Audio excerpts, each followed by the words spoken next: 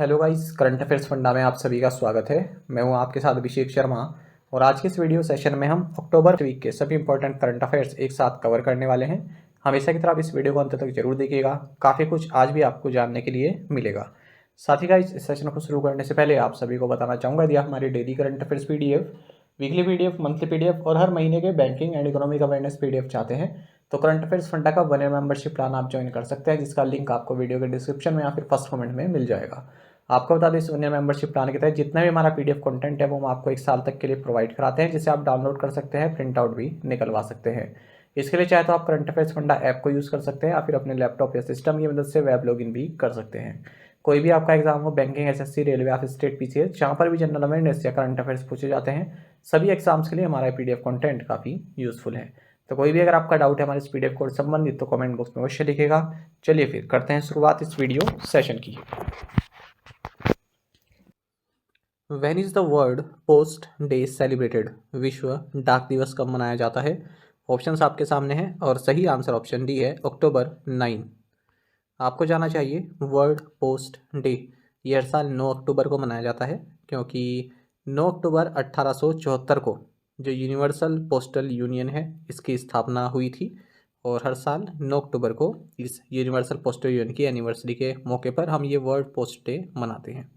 जो universal postal union है इसकी स्थापना स्विस कैपिटल बर्न में हुई थी। और आपको बता दें, फिर ये जो यूनिवर्सल पोस्टल यूनियन है इनकी एक कॉन्फ्रेंस हुई टोक्यो जापान में 1969 में, वहीं पर ये डिसाइड किया गया कि वर्ल्ड पोस्ट डे मनाया जाएगा 9 अक्टूबर को। आपको जानना चाहिए, इस बार 2023 में वर्ल्ड पोस्ट डे का थीम है together for trust, collaborating for a safe and connected future. This year the air force day parade was held at which air force station? इस वर्ष वायुसेना दिवस परेड किस वायुसेना स्टेशन पर आयोजित की गई? ऑप्शंस आपके सामने हैं, सही आंसर ऑप्शन बी है, बमरौली। आपको जानना चाहिए, Indian air force chief air chief marshal Vivek Ram Chaudhari, V R Chaudhari, इन्होंने 8 अक्टूबर 2023 को इंडियन एयरफोर्स की 91st एनिवर्सरी के मौके पर जो इंडियन एयरफोर्स का न्यू इंसाइन है या न्यू फ्लैग है उसको अनवील किया है, उसका अनावरण किया है। आपको बता दें, इस बार की जो इंडियन एयरफोर्स डे परेड है ये एयरफोर्स स्टेशन बमरौली, प्रयागराज, उत्तर प्रदेश में आयोजित हुई। इसी परेड के दौरान ही newly inducted C295 transport aircraft ने भी अपनी पहली अपीयरेंस दी है किसी भी एयर डिस्प्ले शो में, ठीक है। और जो MiG-21 मिशन है इसने अपनी लास्ट अपीयरेंस दी है, क्योंकि 2025 के बाद इसको फेज आउट कर दिया जाएगा। आपको जानना चाहिए, इस बार की जो एयरफोर्स डे परेड रही इसका थीम रहा IAF air power beyond boundaries. ये फर्स्ट एयरफोर्स डे परेड रही जिसे किसी वुमेन ऑफिसर द्वारा कमांड किया गया। इनका नाम है ग्रुप कैप्टन शैलिजा धामी। ये साथ ही फर्स्ट वुमेन ऑफिसर भी है इंडियन एयरफोर्स की जो कॉम्बैट यूनिट को कमांड करती हैं। और ये पहली परेड रही जिसमें अग्निवीर वायु विमेन, जो कि एक ऑल विमेन कंटिजेंट रहा, इन्होंने पार्टिसिपेट किया। इसमें गरुड़ कमांडोज ने भी पार्टिसिपेट किया है। जो IAF क्रेस्ट है, अब देखिए, तो इनसाइन हुआ, पहले इंडियन एयरफोर्स ने एक इनसाइन लॉन्च किया। इनसाइन मतलब फ्लैग आप कह सकते हैं। और अब IAF क्रेस्ट मतलब जो IAF का लोगो है, इंडियन एयरफोर्स का लोगो है। अब इसके बारे में बात करेंगे। ये लोगो जो है उस इनसाइन पर ही बना हुआ है, उस फ्लैग पर बना हुआ है इंडियन एयरफोर्स का जो लोगो है। तो अब जो ये लोगो है, अगर हम इसकी बात करते हैं तो इसमें नेशनल सिंबल है Ashoka lion on the top with the word Satyameva Jayate, सत्यमेव जयते के ऊपर, ठीक है। सत्यमेव जयते देवनागरी में लिखा हुआ है इसके नीचे। फिर अशोका लायन के नीचे हिमालयन ईगल है जिसके विंग्स स्प्रेड है, फैले हुए विंग्स हैं, जो कि इंडियन एयरफोर्स की फाइटिंग क्वालिटीज़ को डिनोट करता है। फिर एक रिंग बनी हुई है लाइट ब्लू कलर में जो कि इस हिमालयन ईगल को घेरे हुए है, और वर्ड लिखा हुआ है भारतीय वायुसेना, और वहाँ पर मोटो भी लिखा हुआ है इंडियन एयरफोर्स का, ठीक है, उसी हिमालयन ईगल के नीचे गोल्डन देवनागरी में। इंडियन एयरफोर्स का मोटो आप जानते ही हैं, नभः स्पृशम दीप्तम, जिसे भगवत गीता से लिया गया है, और इसका अर्थ होता है touching the sky with glory. बाकी आप जानते हैं इंडियन एयरफोर्स की स्थापना 8 अक्टूबर 1932 में हुई थी। साथ ही आपको एक और करंट अफेयर जानना चाहिए इंडियन एयरफोर्स से संबंधित। हाल ही में जो 6 brand new Dornier DO-228 aircraft का ऑर्डर इन्होंने दिया था हिंदुस्तान एरोनॉटिक्स लिमिटेड को। उनमें से पहला जो डोर्नियर एयरक्राफ्ट है वो इन्हें रिसीव हुआ है, प्राप्त हुआ है। Which team did the Indian men's hockey team beat to clinch gold at the Asian Games? एशियाई खेलों में भारतीय पुरुष हॉकी टीम ने किस टीम को हराकर स्वर्ण पदक जीता? सही आंसर ऑप्शन बी है जापान। आपको जानना चाहिए इंडियन मेंस हॉकी टीम जिसकी अगुवाई हरमनप्रीत सिंह ने की, इन्होंने एक पावर पैक्ड परफॉर्मेंस दी जापान के अगेंस्ट फाइनल में और 5-1 से इसे हराकर एशियन गेम्स गोल्ड जीता है 9 साल बाद। इससे पहले भारत ने 1966 में जीता, 1998 में जीता और लास्ट टाइम 2014 एशियन गेम्स में जीता था। इसी के साथ भारत जो नेक्स्ट ईयर पेरिस ओलंपिक्स होने वाले हैं उसमें भी अपनी जो है सीट जो है बुक करा चुका है। साउथ कोरिया ब्रॉन्ज मेडल जीता, चाइना को इन्होंने हराया। सिल्वर मेडल जापान ने, gold medal Indian men's hockey team ने। और विनर्स देख लेते हैं जहाँ पर भारत ने गोल्ड जीता। तो देखिए टीम इंडिया विमेंस हॉकी इन्होंने ब्रॉन्ज जीता है, जापान को हराया। चाइना ने यहाँ पर गोल्ड जीत लिया। Team India cricket women's T20 cricket में इन्होंने गोल्ड जीता, श्रीलंका को हराया। जो विमेंस T20 क्रिकेट में भारत ने जो है गोल्ड जीता। मेंस क्रिकेट में भारतीय मेल टीम ने जो है गोल्ड जीता, फाइनल का अफगानिस्तान के साथ हुआ। और विमेंस कबड्डी में टीम इंडिया ने गोल्ड जीता, चाइनीज ताइपी को हराया। वहीं मेंस कबड्डी में गोल्ड जीता, ईरान को हराकर। ठीक है, तो ये याद रखिएगा आप किसे हराकर गोल्ड जीते हैं। Jon Fosse won the 2023 Nobel prize in literature, where is he from? Jon Fosse ने 2023 का साहित्य का नोबेल पुरस्कार जीता, वह कहाँ से हैं? सही आंसर ऑप्शन बी है नॉर्वे। आपको जाना चाहिए नोबेल प्राइज फॉर लिटरेचर 2023 ये Norwegian author Jon Olav Fosse को दिया गया है। किस लिए? For is innovative plays and prose which give voice to the unsayable. ये लाइन भी याद रखना पूरा यहाँ से, जो इसमें कोमाज में है ना, इनमें innovative plays and prose which give voice to the unsayable. जो ये फौजे हैं ये किस उसमें लिखते हैं? देखिए जो नॉर्वेजियन लैंग्वेज है ना उसके दो ऑफिशियल वर्जन है, एक तो है एक कोई और है और जो दूसरा है वो है नॉर्वेजियन नाइनोर्स। तो लीस्ट कॉमन वर्जन है, काफ़ी कम लोग इसमें लिखते हैं पर ये इसी में लिखते हैं Fosse. Who has been awarded the 2023 Nobel prize for peace? शांति के लिए 2023 का नोबेल पुरस्कार किसे दिया गया? सही आंसर ऑप्शन डी है नरगिस मोहम्मदी। देखिए ईरानियन एक्टिविस्ट है नरगिस मोहम्मदी, इनको 2023 का नोबेल प्राइज फॉर पीस दिया गया है। किस लिए? For her fight against the operation of women in Iran and her fight to promote human rights and freedom for all, ऐसा कहा है नॉर्वेजियन नोबेल कमेटी ने।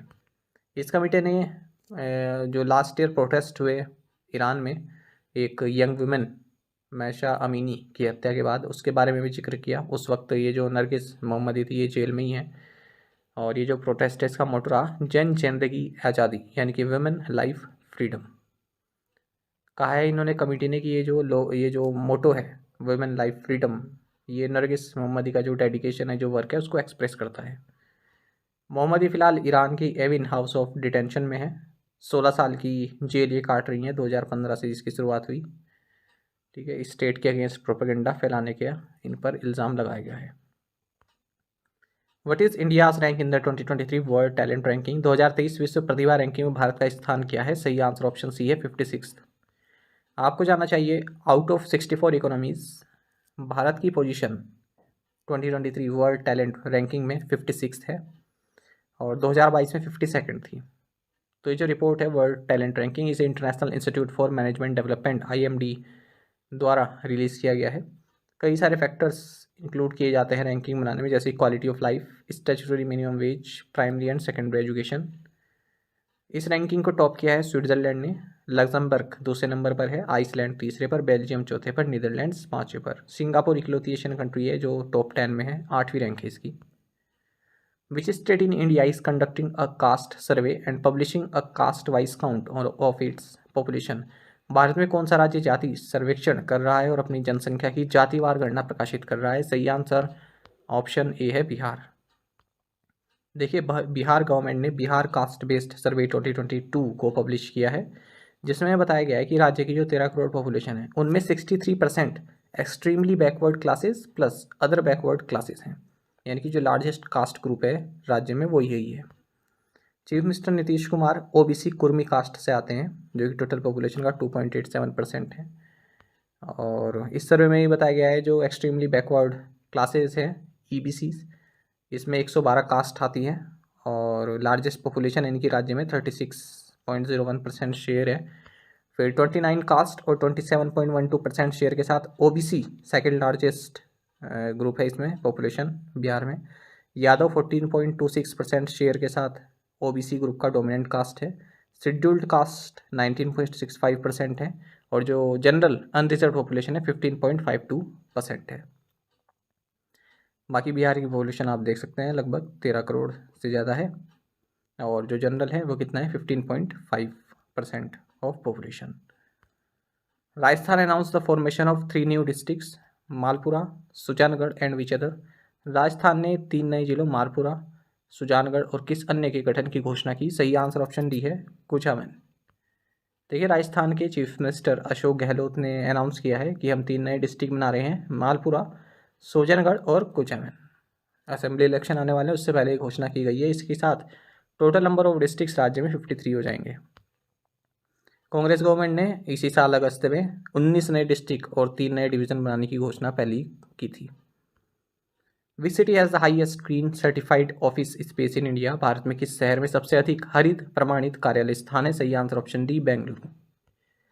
देखिए the city which has the most green office space in India is Bengaluru. 104.5 million square feet of green offices Bengaluru में है, यानी कि पूरे कंट्री का 13%। एक रिपोर्ट जारी की गई है CBRE द्वारा, इसका नाम है Indian real estates ESG landscape and its progress to the sustainable future. इसमें बात बताई गई है ESG, फिर से आ गया ESG, याद रखिएगा, environmental social and governance. Report में बताया गया है कि जो ग्रीन ऑफिस स्पेसेस हैं ये 7.1% से ग्रो किए हैं over the past 5 years. 31% of the total office spaces in top 6 cities certified as green buildings. Bengaluru के बाद दूसरे नंबर पर नेशनल कैपिटल रीजन है NCR रीजन, फिर मुंबई है, फिर हैदराबाद, चेन्नई, पुणे है। ग्रीन ऑफिस का मतलब है कि आपका जो ऑफिस स्पेस है वो कितना सस्टेनेबल है। Which company has launched earthquake alert system in India. किस कंपनी ने भारत में भूकंप चेतावनी प्रणाली लॉन्च की है। सही आंसर ऑप्शन सी गूगल है। देखिए टेक्नोलॉजी जायंट गूगल ने अर्थक्वेक अलर्ट सिस्टम भारत में लॉन्च किया है, जिसके जरिए जो पीपल हैं जो एंड्रॉयड स्मार्टफोन यूज़ करते हैं, ठीक है, उनको जो है आसानी होगी अर्थक्वेक अलर्ट के बारे में। ये सिस्टम इन्होंने national disaster management authority NDMA और नेशनल सीस्मोलॉजी सेंटर NSC के साथ मिलकर लॉन्च किया है। Each Android smartphone is equipped with tiny accelerometer that can act as mini सिस्मोमीटर्स।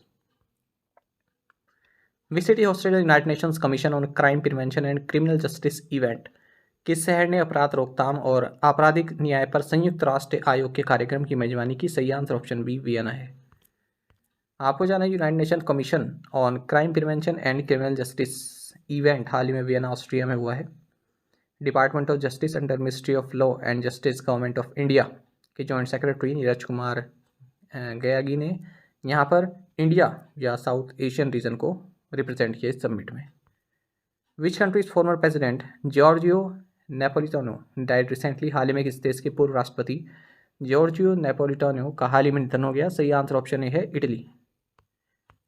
देखिए जॉर्जियो नेपोलिटानो ये इटली के लॉन्गेस्ट सर्विंग प्रेसिडेंट रहे हैं और फर्स्ट रहे हैं प्रेसिडेंट जो री इलेक्ट हुए हैं। इनका हाल ही में 98 की एज में निधन हो गया। और ओबिचुरीज देखेंगे, अश्विन दानी farmer vice chairman and managing director of Asian paints, इनका हाल ही में 79 की एज में निधन हो गया। Veteran communist party of India leader former legislator Anathalavattam Anand, इनका हाल ही में निधन हो गया 86 की एज में। ब्रिटिश एक्टर डेविड मैकलम, इनका हाल ही में निधन हो गया है। 1960s की spy drama the man from UNCLE, इसमें इन्होंने किरदार निभाया था। 90 की एज में निधन हुआ। British actor sir Michael Gambon, Harry Potter में आपने इनका रोल देखा होगा एल्बस डम्बलडोर का, इनका भी हाल ही में निधन हो गया है 82 की एज में। Which union minister launched cryo for good, a new online life skills learning modules to promote gender equality among girls and boys. किस केंद्रीय मंत्री ने लड़कियों और लड़कों के बीच लैंगिक समानता को बढ़ावा देने के लिए एक नया ऑनलाइन जीवन कौशल सीखने का module Criiio for good launch किया? सही आंसर ऑप्शन डी है, धर्मेंद्र प्रधान। देखिए, union minister for education and skill development and entrepreneurship Shri Dharmendra Pradhan, इन्होंने क्रायो फॉर गुड एक new online life skills learning module है जेंडर इक्वालिटी को प्रमोट करने के लिए अमंग गर्ल्स एंड बॉयज़ को लॉन्च किया है। किसके साथ मिलकर? International cricket council, UNICEF, board of control for cricket in India के साथ मिलकर। कहाँ? नरेंद्र मोदी स्टेडियम, अहमदाबाद में। क्राई फॉर गुड ये एक सीरीज़ है जो 8 क्रिकेट बेस्ड एनिमेशन फिल्म इसमें दिखाई जाएंगी जो जेंडर पैरिटी को प्रमोट करती हैं। थीम्स क्या है इस 8 मॉड्यूल्स के? Leadership, problem solving, confidence, decision making, negotiation, empathy, team work and goal setting. Who launched India's first 5G training labs and 5G applications in health sector in all the 8 northeastern states? सभी 8 उत्तर पूर्वी राज्यों में स्वास्थ्य क्षेत्र में भारत की पहली 5G प्रशिक्षण प्रयोगशाला और 5G एप्लीकेशन किसने लॉन्च की? सही आंसर ऑप्शन ए है, जी किशन रेड्डी। देखिए, minister for development of north east region, tourism and culture, G Kishan Reddy, इन्होंने इंडिया का first 5G training labs and 5G applications in health sector launch किया है सभी 8 नॉर्थ ईस्टर्न स्टेट्स के लिए। इस प्रोजेक्ट को फंड किया जा रहा है थ्रू नॉर्थ ईस्ट काउंसिल और किसके द्वारा इम्प्लीमेंट किया जा रहा है? Assam electronic development corporation AMT Ron के द्वारा, जो कि असम गवर्नमेंट का एक PSU है। ये कमेंट आया है मिस्टर आशु का, इनका बहुत बहुत धन्यवाद। इन्होंने रिकॉग्नाइज़ किया है हमारे वर्क को और इन्होंने जो पढ़ा इनको काफ़ी हेल्पफुल लगा IBPS क्लर्क मेंस एग्ज़ाम में। ठीक है, आपका भी अगर ऐसा कोई एक्सपीरियंस है तो कमेंट बॉक्स में हमें ज़रूर बताइएगा, हमें अच्छा लगेगा। Where was the national conference on millets for military ration and specific nutritional requirements inaugurated? सैनिकों को राशन और भी पोषण संबंधी आवश्यकताओं के लिए मोटा अनाज विषय पर राष्ट्रीय सम्मेलन का उद्घाटन कहाँ किया गया? सही आंसर ऑप्शन सी है, मैसूर। देखिए, 2 दिन की national conference on millets for military ration and specific nutrition requirements, इसको रक्षा राज्य मंत्री अजय भट्ट द्वारा मैसूर कर्नाटक में इनोग्रेट किया गया। ये conference defence food research laboratory जो कि DRDO की मैसूरू बेस्ड लेबोरेटरी इसके द्वारा ऑर्गेनाइज किया गया। इस मौके पर पद्मश्री प्रोफेसर खादरवली दुदेकुला, जिन्हें मिलेट मैन ऑफ इंडिया भी कहते हैं, ये भी प्रेजेंट हुए। अब ये नोट डाउन कर लीजिएगा, मिलेट मैन ऑफ इंडिया किन्हें कहते हैं। एक और कॉन्फ्रेंस देख लेते हैं हम इसी क्वेश्चन के साथ। Minister of state for home affairs Nityanand Rai, इन्होंने 2 दिन की एक कॉन्फ्रेंस जो पैलेर्मो इटली में हुई है उसको जो है मतलब वहाँ पर उसे अटेंड किया है। ये जो कॉन्फ्रेंस थी United Nations Convention against Transnational Organized Crime UNTOC की 20th एनिवर्सरी के मौके पर आयोजित की गई इटली में और government of Italy, United nation office on drugs and crimes secretariat द्वारा इसको ऑर्गेनाइज किया गया। तो यहाँ आप ये याद रखिएगा मिलेट मैन ऑफ इंडिया किन्हें कहते हैं। Where did the 11th edition of exercise Sampriti between India and Bangladesh take place? Bharat और बांग्लादेश के बीच अभ्यास संप्रीति का 11वां संस्करण कहाँ आयोजित हुआ? ऑप्शंस आपके सामने हैं। सही आंसर ऑप्शन बी है, उमरोई, मेघालय। आपको जानना चाहिए भारत और बांग्लादेश के बीच जो एनुअल ज्वाइंट मिलिट्री एक्सरसाइज है संप्रीति, इसका 11वां एडिशन उमरोई मेघालय में हुआ है। आपको बता दें जो Sampriti annual joint military exercises इसकी जो शुरुआत है ये साल 2009 में जोरहाट आसाम से हुई थी और 2022 तक 10 एडिशंस इसके सक्सेसफुली पूरे हो चुके हैं। अब ये 11वां एडिशन है इस 2023 में जो उमरोई मेघालय में हुआ है। आपको बताते हैं 14 दिन तक एक्सरसाइज चली है और दोनों ही साइड से लगभग 350 पर्सनल ने इसमें पार्टिसिपेट किया है। जो इंडियन कंटिजेंट यहाँ पर रहा है इसमें राजपूत रेजिमेंट के जो ट्रूप्स हैं उन्होंने पार्टिसिपेट किया और ब्रिगेडियर SK आनंद जो कि कमांडर हैं माउंटेन ब्रिगेड के, इन्होंने इस इंडियन कंटिजेंट को जो है लीड किया है। What is the theme for 2023 world mental health day? तो 10 अक्टूबर को मनाए जाने वाले विश्व मानसिक स्वास्थ्य दिवस का इस 2023 में क्या थीम है, क्या विषय है? सही आंसर ऑप्शन डी है, mental health is a universal human right. आपको जानना चाहिए हर साल 10 अक्टूबर को वर्ल्ड मेंटल हेल्थ डे मनाया जाता है। साल 2023 में वर्ल्ड मेंटल हेल्थ डे का थीम है mental health is a universal human right. How many gold medals did India win in the Asian games 2023? एशियाई खेल 2023 में भारत ने कितने स्वर्ण पदक जीते? ऑप्शंस आपके सामने हैं। सही आंसर ऑप्शन सी है 28 गोल्ड। मेडल टैली पे आप देख सकते हैं, पहले पर चाइना है, फिर जापान, फिर साउथ कोरिया, फिर इंडिया, फिर उज्बेकिस्तान। चलिए जानते हैं। देखिए, हाल ही में एशियन गेम्स 2023 संपन्न हुए। भारत चौथे नंबर पर रहा है और ये अब तक का भारत का सबसे बेहतरीन इवेंट रहा है एशियन गेम्स में। यदि हम बात करें मेडल्स के मामले में, एशियन गेम्स आप सभी जानते हैं क्वाड्रेनियल इवेंट है, यानी कि 4 साल में एक बार होता है। भारत ने 107 मेडल जीते हैं, जिनमें 28 गोल्ड हैं, 38 सिल्वर हैं, 41 ब्रॉन्ज हैं। सबसे ज़्यादा मेडल्स भारत ने एथलेटिक्स में जीते 29। प्रीवियस रिकॉर्ड जो भारत का रहा था इसमें एशियन गेम्स में, जकार्ता 2018 का था, जब 570 लोगों का दल यहाँ से गया था भारत से और 70 मेडल्स इन्होंने जीते थे। 16 गोल्ड, 23 सिल्वर और 31 ब्रॉन्ज। चाइना टॉप पर रहा है, 383 मेडल ओवरऑल जीते, 201 गोल्ड मेडल हैं, 111 सिल्वर मेडल्स हैं और 71 ब्रॉन्ज हैं। दूसरे नंबर पर जापान है, फिर तीसरे पर रिपब्लिक ऑफ कोरिया है। यहाँ आपको जानना चाहिए कि इसमें एक परफॉर्मेंस बहुत दमदार रही, चिराग शेट्टी एंड सात्विक साईराज रांकीरेड्डी। ठीक है, तो एशियन गेम्स बैडमिंटन में पहली बार भारत को एक गोल्ड मिला है मेंस डबल्स पेयर में। इन्होंने साउथ कोरिया के चोई सोग्यू और किम वोनहो को हराया फाइनल में। तो ये नाम याद रखिएगा क्योंकि चर्चा में रहता ही है। चिराग शेट्टी और सात्विक साईराज रांकीरेड्डी बैडमिंटन से संबंधित है। वहीं कंपाउंड आर्चरी में भारत के पास जो है जितने भी गोल्ड मेडल में प्रतिस्पर्धा की भारत ने, वो सभी जीते। खास करके आप याद रखिएगा कि ज्योति सुरेखा वेनम और ओजस प्रवीण देवथले, इन दोनों ने ही 3-3 गोल्ड मेडल जीते हैं। अलग अलग प्रतियोगिता होती हैं, सिंगल भी होते हैं, टीम इवेंट भी होते हैं, मिक्स टीम इवेंट है ना, तो दोनों ने ही 3-3 गोल्ड मेडल जीते हैं। ये एग्जाम में पूछा जा सकता है। अच्छा, एशियन गेम्स को लेकर ज़्यादा उससे मत जाना कि बहुत बारीकी में हमें सब कुछ पढ़ना है। ठीक है, जितना मैं आपको बता रहा हूँ उतना देख लेना। और बेसिक डिटेल मैंने आपको पहले ही बताई थी एशियन गेम्स के बारे में कि क्या मोटो रहा है, कब से कब तक चल रहा है।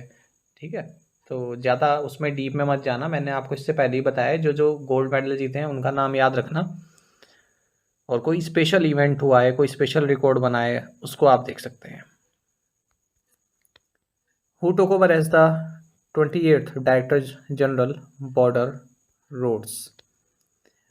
28वें महानिदेशक सीमा सड़क के रूप में किसने पदभार संभाला? सही आंसर ऑप्शन डी है रघु श्रीनिवासन। देखिए, लेफ्टिनेंट जनरल रघु श्रीनिवासन ये 28th director general border roads बने हैं और ये सक्सीड कर रहे हैं लेफ्टिनेंट जनरल राजीव चौधरी को। बीआरओ की अगर हम बात करें, इसकी स्थापना 7 मई 1960 को हुई थी और नॉर्थ और नॉर्थ ईस्टर्न स्टेट्स में जो रिमोट एरियाज हैं वहाँ पर इंफ्रास्ट्रक्चर डेवलपमेंट का कार्य करता है। एक और अपॉइंटमेंट आपको जाना चाहिए, प्रोफेसर अभय करंदीकर, ये आईआईटी कानपुर के फॉर्मर डायरेक्टर रहे हैं। ये नए सेक्रेटरी बनाए गए हैं department of science and technology के। इनसे पहले डॉक्टर राजेश गोखले इस पद पर थे। Which of the following countries had inaugurated the Southeast Asia's first high-speed railway, a key project under China's Belt and Road Infrastructure Initiative? निम्नलिखित में किस देश ने चीन की बेल्ट एंड रोड इंफ्रास्ट्रक्चर पहल के तहत एक प्रमुख परियोजना दक्षिण पूर्व एशिया की पहली हाई स्पीड रेलवे का उद्घाटन किया? सही आंसर ऑप्शन बी है इंडोनेशिया। आपको जानना चाहिए इंडोनेशिया के प्रेसिडेंट जोको विडोडो, इन्होंने साउथ ईस्ट एशिया की फर्स्ट हाई स्पीड रेलवे जिसका नाम वूश है, इसको लॉन्च किया है। 7.3 बिलियन US डॉलर का एक प्रोजेक्ट है और चाइना का जो belt and road infrastructure initiative इसके तहत इसको पूरा किया गया है। और ये जो हाई स्पीड रेलवे है इसको कंस्ट्रक्ट किया गया PT कैरेटा सीपेट इंडोनेशिया चाइना के द्वारा। ये रेलवे जकार्ता को बांदुंग से कनेक्ट करती है, दोनों ही काफ़ी हैवीली पॉपुलेटेड जो है स्थान है, प्लेसेस हैं। Who has become the fastest player to complete 1000 runs in ICC Men's ODI World Cup? ICC पुरुष वनडे विश्व कप में सबसे तेज 1000 रन पूरे करने वाले खिलाड़ी कौन बन गए? सही आंसर ऑप्शन बी है डेविड वार्नर। आपको जानना चाहिए David Warner first fastest player बन गए हैं ICC men's ODI world cup इतिहास में, जिन्होंने 1000 रन पूरे किए हैं। ये कीर्तिमान इन्होंने भारत के खिलाफ चिदम्बरम स्टेडियम में जो मैच हुआ चेन्नई में, उस दौरान पूरा किया। इन्होंने 19 इनिंग्स ली हैं 1000 रन पूरे करने में, जो ICC men's ODI world cup होता है। 2011 में भी ये पार्ट थे अपनी टीम का। और रिकॉर्ड्स देखेंगे जो बने अब तक, तो श्रीलंका के अगेंस्ट खेलते हुए दिल्ली में साउथ अफ्रीका ने हाईएस्ट टोटल लगाया है किसी वर्ल्ड कप मैच का, 428 रन इन्होंने बनाए थे। इससे पहले ऑस्ट्रेलिया ने बनाए हुए थे 417 2015 में। साउथ अफ्रीका के एडन मैकरम, इन्होंने ये फास्टेस्ट एवर 100 इन्होंने जड़ी है किसी वर्ल्ड कप मैच में। इन्होंने 49 बॉल्स में अपनी 100 लगाई है। इससे पहले ये रिकॉर्ड केविन ओब्रायन का था जिन्होंने 50 बॉल में बनाए थे इंग्लैंड के खिलाफ खेलते हुए 2011 में। पहली बार किसी वर्ल्ड कप मैच में एक ही टीम से 3 बैट्समैन ने जो है 100 लगाई है, ठीक है, एक इनिंग्स में। एक तो है एडन मैकरम, क्विंटन डिकॉक और रेसे वैंडर ड्रसन, तीनों ही साउथ अफ्रीका के हैं। न्यूजीलैंड के ओपनर डेवन कॉनवे, इन्होंने इस ओडीआई वर्ल्ड कप 2023 की फर्स्ट 100 लगाई है 83 डिलीवरीज पर। तो ये भी पूछा जा सकता है कि इस बार जो वर्ल्ड कप हुआ उसमें पहली 100 किस प्लेयर ने लगाई थी, तो यह है न्यूजीलैंड के Devon Conway. Which company has now been upgraded from Schedule B to Schedule A category of Central Public Sector Enterprises? किस कंपनी को केंद्रीय सार्वजनिक क्षेत्र उद्यमों की अनुसूची बी से अनुसूची ए श्रेणी में अपग्रेड किया गया है? सही आंसर ऑप्शन डी है Indian renewable energy development agency, IREDA. देखिए, Indian renewable energy development agency limited यानी कि इरेडा, जो कि largest pure play green financing non banking finance company India में, इसे शेड्यूल बी से अपग्रेड करके शेड्यूल ए कैटेगरी की सेंट्रल पब्लिक सेक्टर एंटरप्राइज बना दिया गया है। और इसी के साथ अब इसके द्वार भी खुल गए हैं कि नवरत्न स्टेटस इसको प्राप्त हो जाए। इसके सीएमडी प्रदीप कुमार दास हैं। How many aspirational blocks participated in संकल्प सप्ताह? संकल्प सप्ताह में कितने आकांक्षी ब्लॉकों ने भाग लिया? सही आंसर ऑप्शन सी है 500। आपको जानना चाहिए प्राइम मिनिस्टर नरेंद्र मोदी, इन्होंने एक हफ्ते भर चलने वाले प्रोग्राम को लॉन्च किया है। एस्पिरेशनल ब्लॉक से संबंधित प्रोग्राम रहा ये, इसका नाम रहा संकल्प सप्ताह।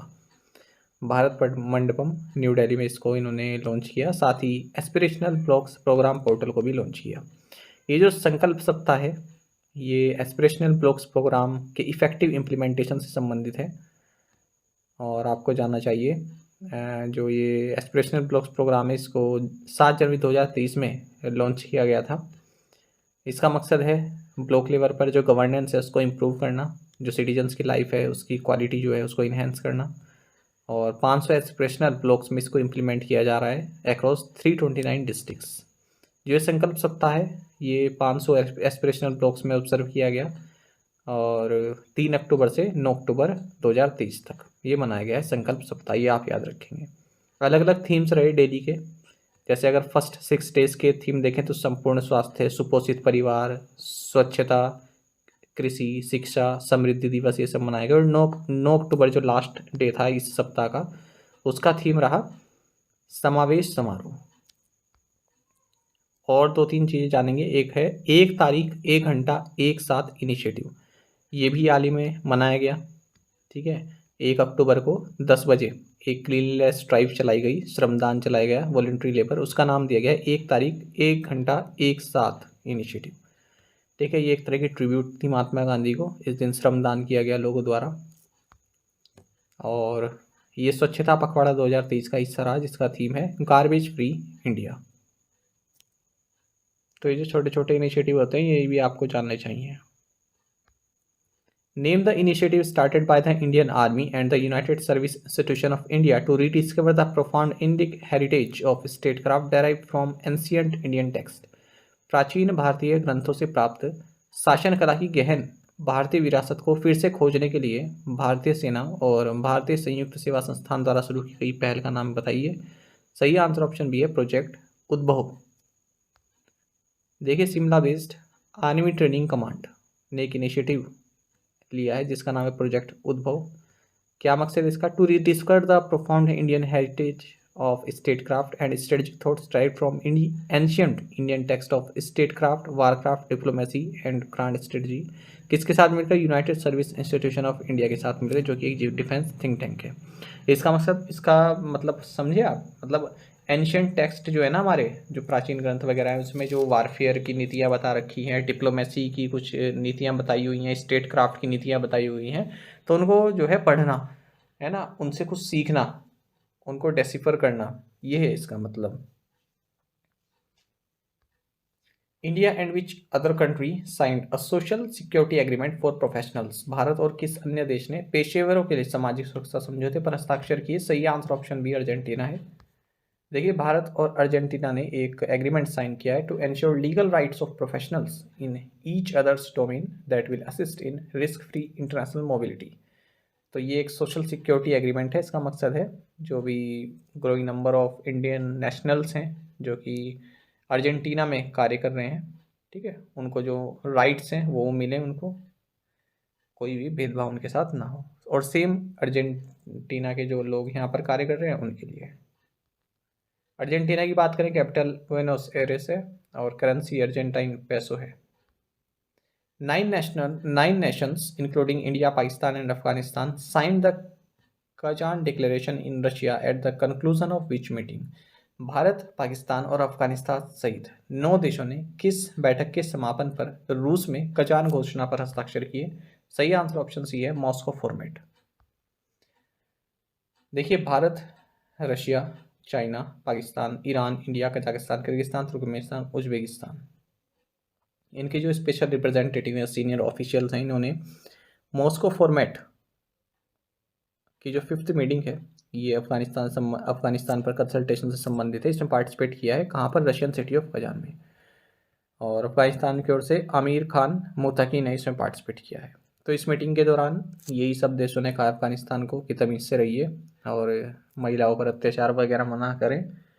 अगर आपको इकोनॉमी जो है बेहतर बनानी है तो मिलकर कार्य करो और जो है सही से अपना देश वगैरह आगे बढ़ाओ, ठीक है, आतंकवाद ना पनप पाए और शिक्षा वगैरह भी जो है चालू रखो महिलाओं की। इस तरह की बातें यहाँ पर हुई हैं। Robert Fico of the SMER SST party emerged victorious in which country's general elections? SMER SST party के रॉबर्ट फिको किस देश के आम चुनाव में विजयी हुए? सही आंसर ऑप्शन बी है, स्लोवाकिया। देखिए, डायरेक्शन सोशल डेमोक्रेसी पार्टी यानी कि SMER SST, ये पार्टी है रॉबर्ट फिको की। ये स्लोवाकिया के फॉर्मर प्राइम मिनिस्टर रहे हैं। तो हाल ही में इनकी पार्टी स्लोवाकिया का इलेक्शन जीत चुकी है। ये इसलिए फेमस है क्योंकि इन्होंने कहा है कि जैसे हम सरकार में आते हैं, हम यूक्रेन को जो भी मिलिट्री एड है वो बंद कर देंगे और हम रशिया के साथ हैं। फीको जो है स्लोवाकिया के प्राइम मिनिस्टर रहे हैं 2006 से 10 तक, फिर 2012 से 18 तक। बात करते हैं स्लोवाकिया की, तो कैपिटल है ब्रैटिस्लावा और करेंसी यूरो है। तो यहाँ पर मिस्टर विशाल ठाकुर ने कमेंट किया है, इनका तहे दिल से बहुत बहुत धन्यवाद। इसी तरह से आप आगे बढ़ते रहिए। Which state has achieved 100% ODF plus coverage under स्वच्छ भारत मिशन ग्रामीण? स्वच्छ भारत मिशन ग्रामीण के तहत किस राज्य ने 100% ODF प्लस कवरेज हासिल किया? सही answer option D, Uttar Pradesh है। देखिए, उत्तर प्रदेश ने स्वच्छ भारत मिशन ग्रामीण फेज 2 के तहत 95,767 विलेजेस जो राज्य में है, यहाँ पर 100% ODF प्लस स्टेटस प्राप्त कर लिया है, ऑफेंटिफिकेशन फ्री प्लस स्टेटस प्राप्त कर लिया है। आपको बता दें, अब तक पूरे भारत भर में 4.4 लाख विलेजेस जो हैं ODF प्लस स्टेटस डिक्लेयर कर चुके हैं। आपको जानना चाहिए जो स्वच्छता ही सेवा 2023 है, ये 15 सितंबर से 2 अक्टूबर तक मनाया गया अंडर स्वच्छ भारत मिशन ग्रामीण drinking water and sanitation department, ministry of जल शक्ति के द्वारा। ODF प्लस मॉडल विलेज का मतलब क्या हुआ?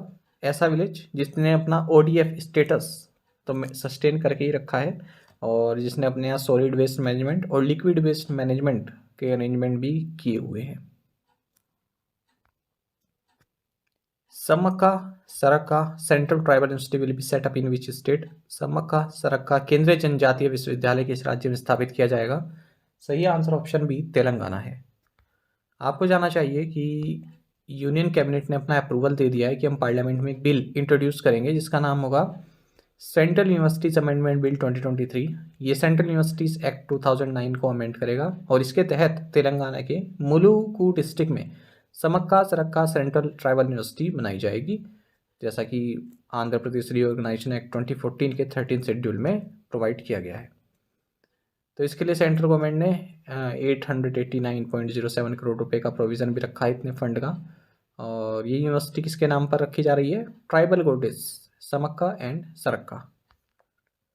साथ ही यूनियन कैबिनेट ने जो है ये जो 3 यूनियन टेरिटरीज हैं इनका जो टेनेंसी रेगुलेशन है इसको भी प्रोमलगेट करने का आदेश दिया है। कौन कौन सी हैं ये 3? Andaman and Nicobar islands tenancy regulation 2023, Dadra and Nagar Haveli and Daman and Diu tenancy regulation 2023 और लक्षद्वीप टेनेंसी रेगुलेशन 2023। साथ ही कैबिनेट ने जो है department of water resources, river development and Ganga reservation का जो प्रपोजल है उसको अप्रूव कर दिया है, जिसके तहत जो नॉर्थ कोयल रिजर्वायर प्रोजेक्ट है, ठीक है, उसको कंप्लीट जो है किया जाएगा और इसकी कॉस्ट आएगी 2430 करोड़ रुपए।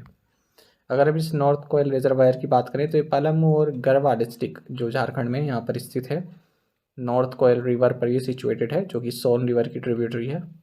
और इस नॉर्थ कोयल रिजर्वायर प्रोजेक्ट का मकसद रहेगा इरिगेशन की सुविधा प्रोवाइड कराना पलामू एंड गढ़वा डिस्ट्रिक्ट झारखंड और औरंगाबाद एंड गया डिस्ट्रिक्ट बिहार में। Who was awarded the 2023 Nobel memorial prize in economic sciences? आर्थिक विज्ञान में 2023 नोबेल मेमोरियल प्राइज से किसे सम्मानित किया गया? सही आंसर ऑप्शन बी है, क्लाउडिया गॉल्डिन। देखिए, Royal Swedish Academy of Sciences ने डिसाइड किया है कि 2023 का जो Sveriges Riksbank prize in economic sciences है ये क्लाउडिया गॉल्डिन को दिया जाएगा। हार्वर्ड यूनिवर्सिटी कैम्ब्रिज यूएसए से हैं ये। किस लिए दिया जा रहा है? For having advanced our understanding of women's labour market outcomes. ठीक है, जो वीमेंस लेबर मार्केट आउटकम्स हैं उससे संबंधित जो अंडरस्टैंडिंग है उसको इम्प्रूव करने के लिए इनको दिया जा रहा है। प्राइस अमाउंट वही रहेगी 11 मिलियन स्वीडिश क्रोनर। और आपको बता दें अब तक केवल 2 ही महिलाओं को इकोनॉमिक्स में ये प्राइज़ मिला था। एक तो एलिनोर ऑस्ट्रोम है 2009 में, दूसरी है एस्टर डुफ्लो 2019 में। अब ये तीसरी हो गई है गोल्डलिन, ठीक है, और ये पहली हैं जिन्हें इंडिविजुअल मिला है, सोलो मिला है। बाकी की 2 वालों को तो साथ में मिला था किसी न किसी के, इनको सोलो मिला है। ठीक है, जो क्लाउडिया गोल्डलिन है ये अमेरिकन इकोनॉमिक हिस्टोरियन है और लेबर इकोनॉमिस्ट हैं। बाकी आपको जाना चाहिए 1968 में Nobel prize in economic sciences को इंट्रोड्यूस किया गया था with sponsorship from the Central Bank of Sweden. Which country's president Samia Suluhu Hassan has become the first woman to receive an honorary doctorate degree from JNU?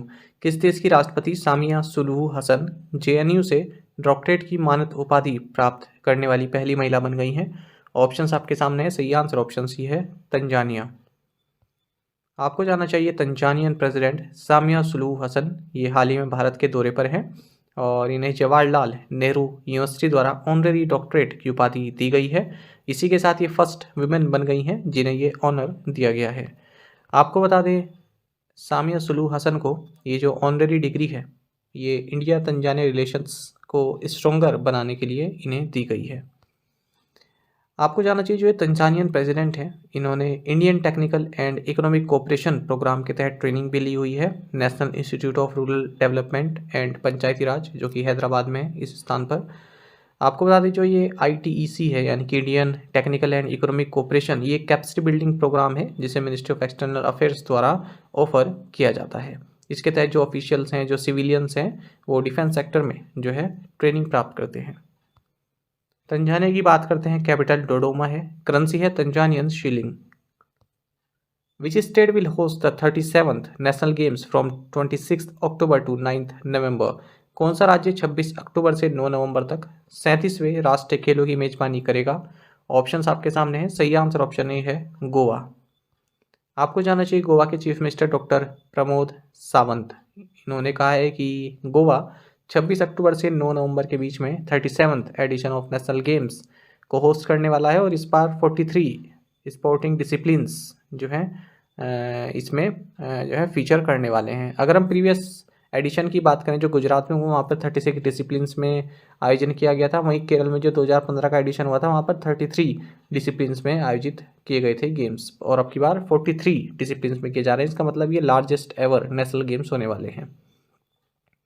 कई तरह के games इसमें debut करने वाले हैं जैसे beach football, roll ball, golf, sepak takraw, Sqay martial art, Kalaripayattu, pencak silat और इसके अलावा याचिंग और ताइक्वांडो ये दोबारा रिटर्न कर रहे हैं इन गेम्स में, क्योंकि लास्ट एडिशन में इनको एक्सक्लूड कर दिया गया था। साथ ही कुछ डिमॉन्स्ट्रेशन स्पोर्ट्स भी इंक्लूड किए गए जैसे लागोरी, गटका। ऑफिशियल मास्कॉट जो है इस गेम्स का ये मोगा है, जो कि एक इंडियन बाइसन है, और मोटो है गेम्स का गेट सेट गोवा। आपको जानना चाहिए जो नेशनल गेम्स हैं पहली बार अनडिवाइडेड इंडिया में लाहौर शहर में 1924 में आयोजित किए गए थे, तब इन्हें इंडियन ओलंपिक्स गेम्स बोला जाता था 1938 तक। When is the international day of the girl child celebrated? अंतर्राष्ट्रीय बालिका दिवस कब मनाया जाता है? सही आंसर ऑप्शन सी है, अक्टूबर 11। आपको जानना चाहिए हर साल 11 अक्टूबर को international day of the girl child मनाया जाता है। इसे डे ऑफ गर्ल्स भी बोलते हैं या फिर international day of the girl भी बोलते हैं। इस बार 2023 में इस डे का थीम है invest in girls rights, our leadership, our wellbeing. What is the theme for the 2023 world cerebral palsy day? तो 6 अक्टूबर को मनाए जाने वाले विश्व सेरेब्रल पाल्सी दिवस का थीम क्या रहा? सही आंसर ऑप्शन डी है, टुगेदर स्ट्रॉन्गर। देखिए हर साल 6 अक्टूबर को वर्ल्ड सेरेब्रल पाल्सी डे मनाया जाता है। साल 2023 में इसका थीम रहा है टुगेदर स्ट्रॉन्गर। जो ये सेरेब्रल पाल्सी है ये एक तरह के आप डिसऑर्डर्स कह सकते हैं, जो कि पर्सन की जो एबिलिटी है मूव करने की या फिर बैलेंस और पोस्चर को बनाने की, मेंटेन रखने की, उसको अफेक्ट करती है। आपको जाना चाहिए वर्ल्ड डायरेक्सिया डे ये 8 अक्टूबर को मनाया जाता है। और अगर हम बात करें इस डायरेक्सिया की, तो ये कॉमन लर्निंग डिसऑर्डर है जो कि पर्सन की एबिलिटी रीड करने की, राइट करने की, उसको अफेक्ट करता है। इस बार इस डे का थीम रहा यूनिकली यू। साथ ही आपको जाना चाहिए 8 अक्टूबर को ही world hydrogen and fuel cell day भी मनाया जाता है। Responding to Hamas attack which country launched operation iron swords? Hamas के हमले का जवाब देते हुए किस देश ने ऑपरेशन आयरन स्वॉर्ड्स चलाया? सही आंसर ऑप्शन बी है, इजराइल। आपको जानना चाहिए 7 अक्टूबर 2023 की बात है, पैलेस्टीनियन मिलिटेंट ग्रुप्स जिनकी अगुवाई हमास ने की, इन्होंने एक लार्ज स्केल इन्वेजन जो है इसराइल के अगेंस्ट लॉन्च किया गाजा स्ट्रिप से। तो जो गाजा इसराइल बैरियर है, जो वहाँ पर सीमा पर जो जाले वगैरह लगे हुए हैं, उनको तोड़ा और वापस आए, कुछ ऊपर हवा से आए, ठीक है, पैराशूट की मदद से, और गाजा बॉर्डर क्रॉस किया और इसराइल कम्युनिटीज़ और जो मिलिट्री इंस्टॉलेशंस हैं उनको क्षति पहुंचाई। हमास ने इसका नाम दिया ऑपरेशन अल अक्सा फ्लड। आपको बता दें 1973 में योम किपुर वार हुआ था, उस वक्त इसराइल ने वॉर डिक्लेयर किया था। और अब 50 साल बाद फिर से इसराइल ने अब इस हमास के अटैक के बाद जो है वॉर डिक्लेयर किया है, और इसराइल डिफेंस फोर्सेस ने इसका नाम दिया है ऑपरेशन आयरन स्वॉर्ड्स। आपको बता दें जो गाजा स्ट्रिप है इसको हमास द्वारा गवर्न किया जाता है, जो कि एक पैलेस्टीनियन फंडामेंटलिस्ट ऑर्गेनाइजेशन है। यहाँ पर आप देख भी सकते हैं। Which force in collaboration with the Ministry of Women and Child Development is organizing a cross-country bike expedition to celebrate women power? महिला एवं बाल विकास मंत्रालय के सहयोग से कौन सा बल महिला शक्ति का जश्न मनाने के लिए क्रॉस कंट्री बाइक अभियान का आयोजन कर रहा है? सही आंसर ऑप्शन डी है, सीआरपीएफ। देखिए central reserve police force ministry of women and child development के साथ मिलकर एक cross country bike expedition organize कर रहा है, और इसमें जो सीआरपीएफ के वीमेन बाइकर्स का ग्रुप है जिसका नाम यशस्विनी है, ये भी जो है इसमें पार्टिसिपेट कर रहा है और पूरे देश भर में विमेन पावर या नारी शक्ति को सेलिब्रेट कर रहे हैं। तो इसके तहत अलग अलग टीम्स बनाई गई हैं 150 वीमेन सीआरपीएफ ऑफिसर्स की, और 75 रॉयल एनफील्ड मोटर बाइक्स पर सवार होकर ये अपनी जर्नी पर निकल चुकी हैं नदर्न श्रीनगर से, ईस्टर्न शिलोंग और सदर्न कन्याकुमारी रीजन से। और फिर ये कहाँ पर मिलेंगे? Statue of unity in Ekta Nagar Kevadia Gujarat में मिलेंगे ये 31 अक्टूबर को। 10,000 किलोमीटर की पूरी यात्रा इनकी रहने वाली है, जो कि 15 स्टेट्स एंड 2 यूनियन टेरिटरीज से गुजरेगी। On which date was the 200th birth anniversary of Tamil poet Sri Ramalinga Swami celebrated? Tamil कवि श्री रामलिंग स्वामी की 200वीं जयंती की तिथि को मनाई गई? सही आंसर ऑप्शन बी है, अक्टूबर 5, 2023। देखिए भारत ने श्री रामलिंग स्वामी, जिन्हें वल्ललार भी बोलते हैं, इनकी 200th बर्थ एनिवर्सरी 5 अक्टूबर 2023 को मनाई है। ये जाने माने 19वीं सदी के तमिल पोइट रहे हैं और ज्ञान सिद्धार्थ लीनिएज के मेंबर रहे हैं। इनका जो जन्म है ये मरुधुर तमिलनाडु में हुआ था। ये कास्ट सिस्टम के अगेंस्ट थे और इन्होंने समरसा वेदा सन्मार्ग संगम की स्थापना की 1865 में, जिसे बाद में समरसा शुद्ध सन्मार्ग सत्य संगम नाम दिया गया। The government of India started the residential education scheme Shreshtha for which category of students. भारत सरकार ने किस श्रेणी के छात्रों के लिए आवासीय शिक्षा योजना श्रेष्ठ शुरू की? सही आंसर ऑप्शन बी है, शेड्यूल्ड कास्ट। देखिए जो शेड्यूल्ड कास्ट हैं, एससीज जो हैं, इनकी एजुकेशन को प्रमोट करने के लिए, सोशल इकोनॉमिक डेवलपमेंट के लिए ministry of social justice and empowerment ने स्कीम लॉन्च किया श्रेष्ठ, यानी कि scheme for residential education for students in high schools in targeted areas. लगभग 3000 एससी स्टूडेंट जिनके पेरेंट्स की एनुअल इनकम 2.5 लाख रुपए तक की है, उनको मेरिट बेसिस पर इस स्कीम के लिए चुना गया है। ये स्कीम 2 मोड्स पर है। पहला है Shreshtha schools. Under this mode specific number of meritorious SC students from state और union territories are selected through the national entrance test for Shreshtha. ठीक है कि टेस्ट लिया जाएगा, इसके थ्रू बच्चे लिए जाएंगे, 80 बच्चे, इसको नेशनल टेस्टिंग एजेंसी कंडक्ट करेगी। दूसरा है NGO VO operated schools hostels. This mode applies specifically to schools and hostels run by voluntary organization and NGOs offering education up to class 12। How many sites have been identified by the Culture Ministry for cleanliness across the country under the Special Cleanliness Campaign 3.0? संस्कृति मंत्रालय ने विशेष स्वच्छता अभियान 3.0 के तहत देश भर में स्वच्छता के लिए कितने स्थलों की पहचान की है? सही आंसर ऑप्शन सी है, 449। आपको जानना चाहिए मिनिस्ट्री ऑफ कल्चर स्पेशल स्वच्छता कैंपेन 3.0 चला रहा है अपनी मिनिस्ट्री में और जो भी अटैच्ड ऑफिसेज हैं उनमें, और ये कैंपेन स्टार्ट हुआ प्रिपेरेटरी फेज के साथ 15 सितंबर से 30 सितंबर तक ये चला, और अब की बात अब चल रहा है इम्प्लीमेंटेशन फेज, जो कि 2 अक्टूबर से 31 अक्टूबर तक चल रहा है। तो जो भी पेंडेंसी जो है क्लीनिनेस प्लेसेस रहे हैं उनको साफ करना, स्पेस मैनेजमेंट, ये सब इसमें देखा जाएगा। और टोटल 449 साइट्स पूरे देश भर में चुनी गई हैं इस स्पेशल स्वच्छता कैंपेन 3.0 के लिए। Which city hosted the 4th EMRS National Culture and Literary Fest and कला उत्सव 2023?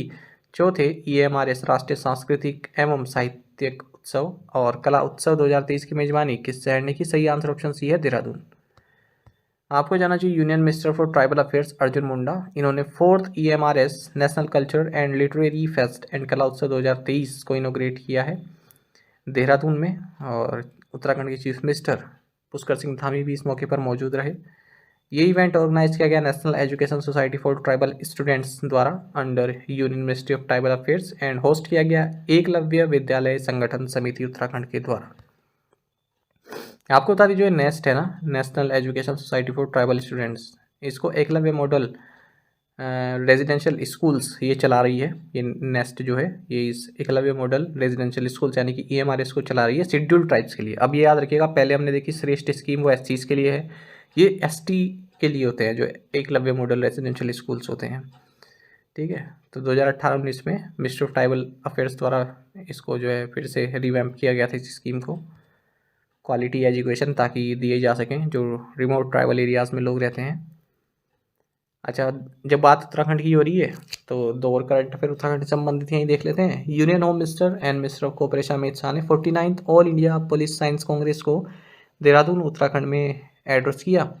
वहीं फिर से अमित शाह ने 24th meeting of the central zonal council को नरेंद्र नगर उत्तराखंड में जो है इसकी अध्यक्षता की है।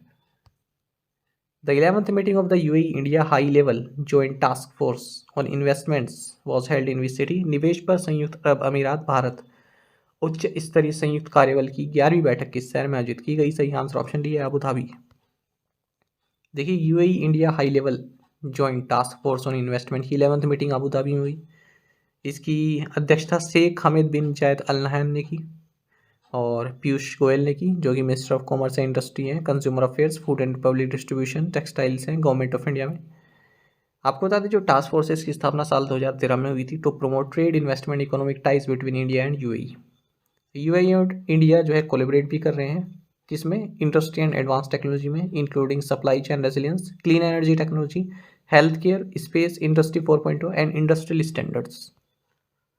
What is the name of the mobile app recently launched by REC for 54 EC bonds investors? हाल ही में REC द्वारा 54 EC बॉन्ड निवेशकों के लिए लॉन्च किए गए मोबाइल ऐप का नाम क्या है? सही आंसर ऑप्शन बी है, सुगम REC। देखिए REC लिमिटेड जो कि महारत्न सेंट्रल पब्लिक सेक्टर एंटरप्राइज है under the ministry of power, इसने मोबाइल एप्लीकेशन लॉन्च की है। जो भी इसके करंट एंड फ्यूचर इन्वेस्टर्स हैं इसके 54 EC capital gain tax exemption modes में उनके लिए इस मोबाइल ऐप का नाम है सुगम REC। तो जो भी REC 54 EC बॉन्ड्स हैं इनके बारे में डिटेल यहाँ पर जान सकते हैं investors. India and which country have signed a memorandum of understanding in the fields of electrical interconnections, green, clean hydrogen and supply chains? Bharat और किस देश ने electrical interconnection, green, clean hydrogen और सप्लाई चेन के क्षेत्र में एक समझौते ज्ञापन पर हस्ताक्षर किए? सही आंसर ऑप्शन डी है, सऊदी अरब। ये काफी महत्वपूर्ण रहेगा। देखिए इंडिया एंड सऊदी अरब ने एक मेमोरेंडम अंडरस्टैंडिंग साइन किया है रियाद में, किससे संबंधित? In the fields of electrical interconnections, green, clean hydrogen and supply chains. MOU sign किया union minister for power and new and renewable energy government of India RK Singh के द्वारा, और इनके साथ रहे minister of energy government of Saudi Arabia mister Abdulaziz bin Salman Al Saud.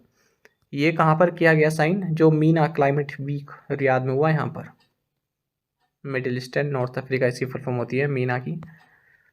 Who is the richest self made Indian women according to Hurun India rich list 2023? Hurun India rich list 2023 के अनुसार सबसे अमीर स्वनिर्मित भारतीय महिला कौन है? सही आंसर ऑप्शन ए है, राधा वेम्बू। महत्वपूर्ण क्वेश्चन है, जब भी हुरून इंडिया की कोई लिस्ट आती है तो बैंक के एग्जाम वाले तो खासकर पूछते ही हैं इसे एग्जाम में अपने, ठीक है। तो मोस्ट इंपॉर्टेंट क्वेश्चन है, आएगा यहाँ से कुछ ना कुछ। चलिए देखते हैं डिटेल में।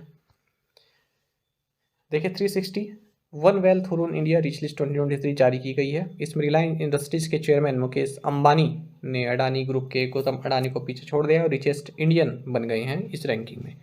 अंबानी की जो वेल्थ है ये 2% से ग्रो की है और 8.08 लाख करोड़ रही। वहीं गौतम अडानी की जो वेल्थ है ये 57% से नीचे गिरी है और 4.74 लाख करोड़ रुपए रही है। 138 सिटीज़ से 1319 इंडिविजुअल्स इस हुरून 2023 लिस्ट में अपना नाम बना पाए हैं।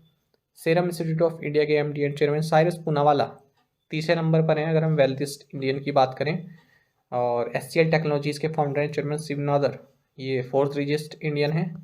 और 5th पर हैं गोपी चंद हिंदुजा, 6th पर हैं दिलीप संघवी, 7th पर हैं LN मित्तल और 9th पर हैं कुमार मंगलम बिरला, 10th पर हैं नीरज बजाज, 8th पोजीशन पर हैं राधा किशन दमानी जो कि DMart के फाउंडर हैं। साथ ही राधा वेम्पू जिससे संबंधित हमारा क्वेश्चन है, राधा वेम्पू आप याद रखिएगा जोहो की हैं ये, ठीक है। इन्होंने फाल्गुनी नायर को पीछे छोड़ दिया और ये richest self made Indian women बन गई हैं। वहीं चैप्टो की कैवल्य बोहरा 20 साल के ये यंगेस्ट बने हैं इस हुरून लिस्ट में। कॉन्फ्लुएंट फाउंडर नेहा नारखेडे 38 की एज में यंगेस्ट सेल्फ मेड वुमेन बनी है इस लिस्ट में, जिनका नाम है। प्रिसीजन वायर्स इंडिया कंपनी के MD and CEO Mahendra Ratilal Mehta ये 94 की एज में इस लिस्ट में डेब्यू किए हैं। सबसे ज़्यादा जो इंडिविजुअल्स इस लिस्ट में है वो फार्मास्यूटिकल सेक्टर से हैं, 133 एंटरप्रेन्योर्स इस लिस्ट में फार्मास्यूटिकल सेक्टर से हैं। रतन टाटा की बात बोली गई है कि 12.6 मिलियन फॉलोअर्स के साथ एक्स पर, जिसे पहले ट्विटर कहते थे, ये मोस्ट फॉलोड एंटरप्रेन्योर है इंडिया में। 51 इंडिविजुअल्स की वेल्थ जो है डबल हुई है इस साल, जबकि पिछली बार 24 की हुई थी। इस बार 51 इंडिविजुअल्स की वेल्थ जो है डबल हुई है एक साल में। India added 2 new billionaires every 3 weeks in the past year and now boasts of 259 billionaires, which is a 4.4-fold increase in 12 years. With 328 individuals, Mumbai tops the India rich list. सबसे ज़्यादा reach कहाँ पर है? मुंबई में है। इसके बाद दिल्ली में 199, फिर बेंगलुरु में। For the first time adding that Tripura debuted among the top 20 cities producing the maximum number of entrants. Industry veteran Manish Kejriwal of Kedaara capital ये फर्स्ट पर्सन बने हैं फ्रॉम प्राइवेट इक्विटी सेक्टर जो इस रिचेस्ट इंडियन की list में शामिल हुए हैं। What is the theme of world sight day in 2023? 12 अक्टूबर 2023 को मनाए जाने वाले विश्व दृष्टि दिवस का विषय क्या है? ऑप्शंस आपके सामने हैं। सही आंसर ऑप्शन बी है, love your eyes at work.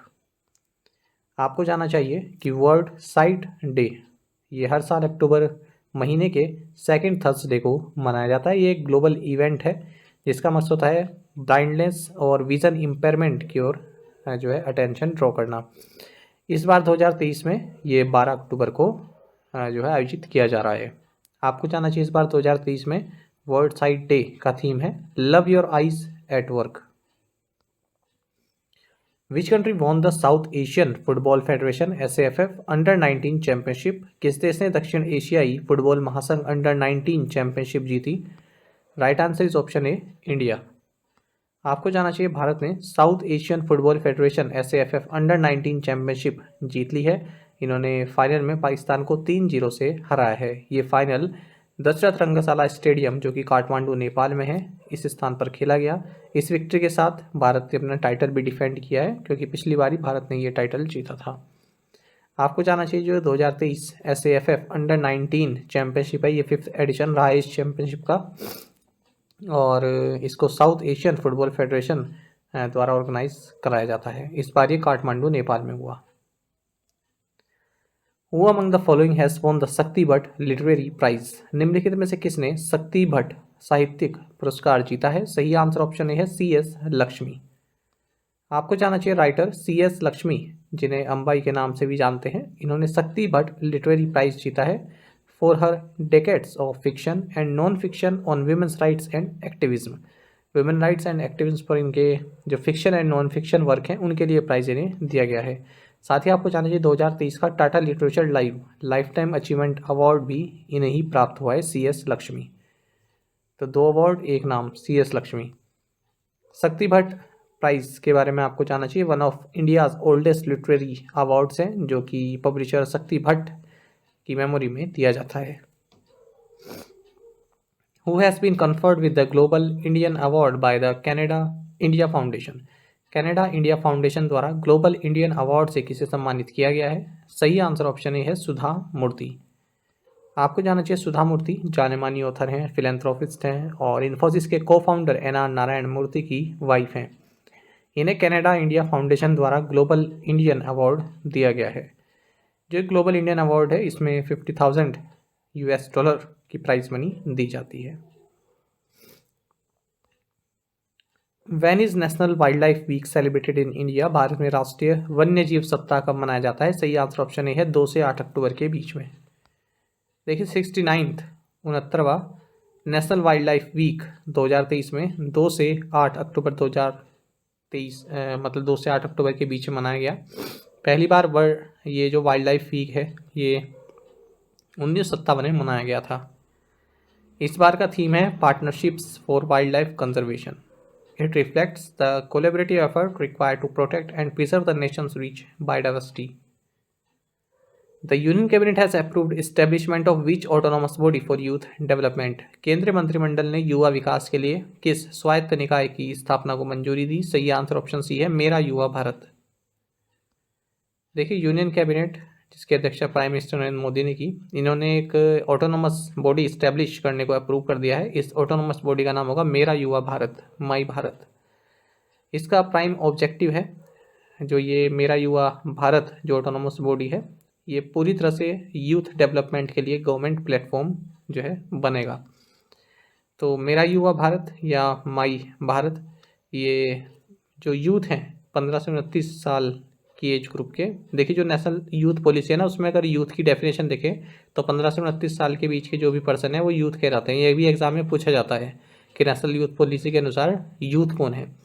तो इस मेरा युवा भारत में जो 15 से 29 साल के युवा हैं उनको बेनिफिट मिलेगा, और कुछ यदि इस तरह की कुछ स्कीम आती हैं जो 10 से 19 साल तक के लिए लोगों के लिए है तो वो उनके लिए अलग से जो है इसमें कंपोनेंट मिल जाएंगे। Youth will be brought together on the digital platform by involving them in various voluntary participation and training programs. और 31 अक्टूबर को ये जो ऑटोनोमस बॉडी है ये राष्ट्र को समर्पित की जाएगी। 31 अक्टूबर birth anniversary of Sardar Vallabh भाई पटेल। तो जो भी यूथ से संबंधित जो है कोई स्कीम है, यूथ का पार्टिसिपेशन किसी चीज़ में चाहिए, तो उसके लिए पूरा एक गवर्नमेंट प्लेटफॉर्म ही बनाया गया है। With which bank has Maruti Suzuki India signed an agreement for financial solutions related to dealers? Maruti Suzuki India ने डीलरों से संबंधित वित्तीय समाधान के लिए किस बैंक के साथ एक समझौते पर हस्ताक्षर किए? सही आंसर ऑप्शन ए है IDBI बैंक। आपको जानना चाहिए मारुति सुजुकी इंडिया जो कि कंट्री की लीडिंग ऑटो मैन्युफैक्चरर है, इसने एक एग्रीमेंट साइन किया आईडीबीआई बैंक के साथ to offer tailored financial solutions and comprehensive inventory funding options. ये मेमोरेंडम अंडरस्टैंडिंग साइन किया गया है ताकि जो वर्किंग कैपिटल रिक्वायरमेंट है 4000 से ज़्यादा मारुति सुजुकी सेल्स आउटलेट्स की, उनको पूरा करेगा आईडीबीआई बैंक। सितंबर के महीने में देखा था कि मारुति सुजुकी इंडिया ने इंडियन बैंक के साथ भी पार्टनरशिप की थी to provide financing solutions to its dealers. IDBI bank की बात करते हैं, हेडक्वार्टर्स मुंबई में है, MD and CEO Rakesh Sharma है, टैगलाइन है बैंक कैसा दोस्त जैसा या बैंकिंग फॉर ऑल। आपको जाना चाहिए आईडीबीआई बैंक में जो एलआईसी है इसकी 49.24% शेयर होल्डिंग है, वहीं गवर्नमेंट ऑफ इंडिया की 45.48% शेयर होल्डिंग है। जो मैनेजमेंट है इस बैंक का वो एलआईसी के हाथों में है। In which district did UP chief minister Yogi Adityanath unveil the statue of freedom fighter Raja Rao. UP के मुख्यमंत्री योगी आदित्यनाथ ने किस जिले में स्वतंत्रता सेनानी राजा राव की प्रतिमा का अनावरण किया? सही आंसर ऑप्शन है उन्नाव। देखिए उत्तर प्रदेश के सीएम योगी आदित्यनाथ, इन्होंने उत्तर प्रदेश के उन्नाव डिस्ट्रिक्ट के डोंडिया खेड़ा विलेज में एक फ्रीडम फाइटर रहे हैं राजा राव रामबख्श सिंह, इनका इक्वेस्ट्रियन स्टैचू यानी कि घुड़सवार स्टैचू का अनावरण किया है। जो राजा राव रामबख्श सिंह थे ये सेपोई म्यूटिनी के लीडर रहे हैं, नाना साहब के काफ़ी क्लोज रहे और 28 दिसंबर 1857 को इन्हें फांसी चढ़ा दिया गया था रिवोल्ट में पार्ट लेने के लिए और ब्रिटिश सोल्जर्स को मारने के लिए।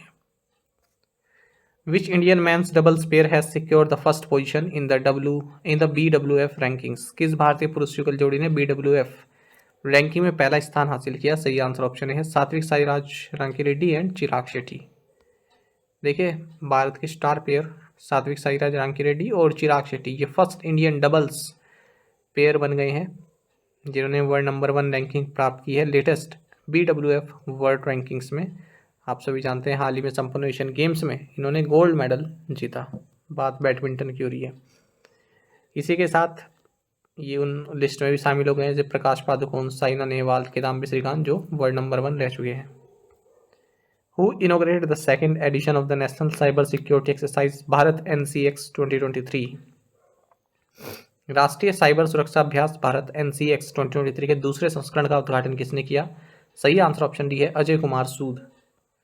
देखिए अजय कुमार सूद जो कि गवर्नमेंट ऑफ इंडिया के प्रिंसिपल साइंटिफिक एडवाइजर हैं, इन्होंने भारत NCX 2023 को इनोग्रेट किया है। इस मौके पर deputy national security adviser Rajendra Khanna, national cyber security coordinator lieutenant general MU Nair भी मौजूद रहे। ये इस नेशनल साइबर सिक्योरिटी एक्सरसाइज का सेकेंड एडिशन रहा है और इसमें जो सीनियर मैनेजमेंट हैं, टेक्निकल पर्सनल हैं, गवर्नमेंट क्रिटिकल सेक्टर ऑर्गेनाइजेशन के, पब्लिक एंड प्राइवेट एजेंसीज के, तो उनको साइबर थ्रेट से संबंधित जो है जानकारी दी जा रही है, उनको ट्रेन किया जा रहा है। ये प्रोग्राम कंडक्ट किया गया national security council secretariat government of India के द्वारा राष्ट्रीय रक्षा और यूनिवर्सिटी के साथ मिलकर।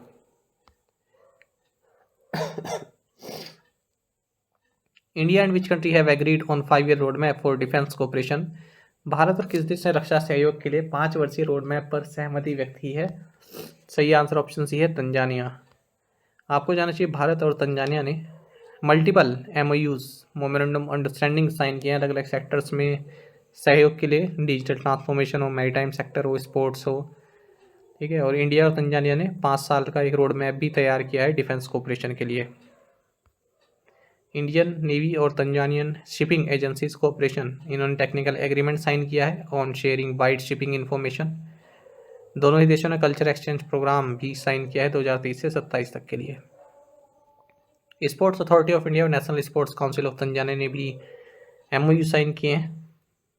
जवाहरलाल नेहरू पोर्ट अथॉरिटी और तंजानियन इन्वेस्टमेंट सेंटर ने भी एक MOU साइन किया जिसके तहत तंजानिया में इंडस्ट्रियल पार्क बनाया जाएगा।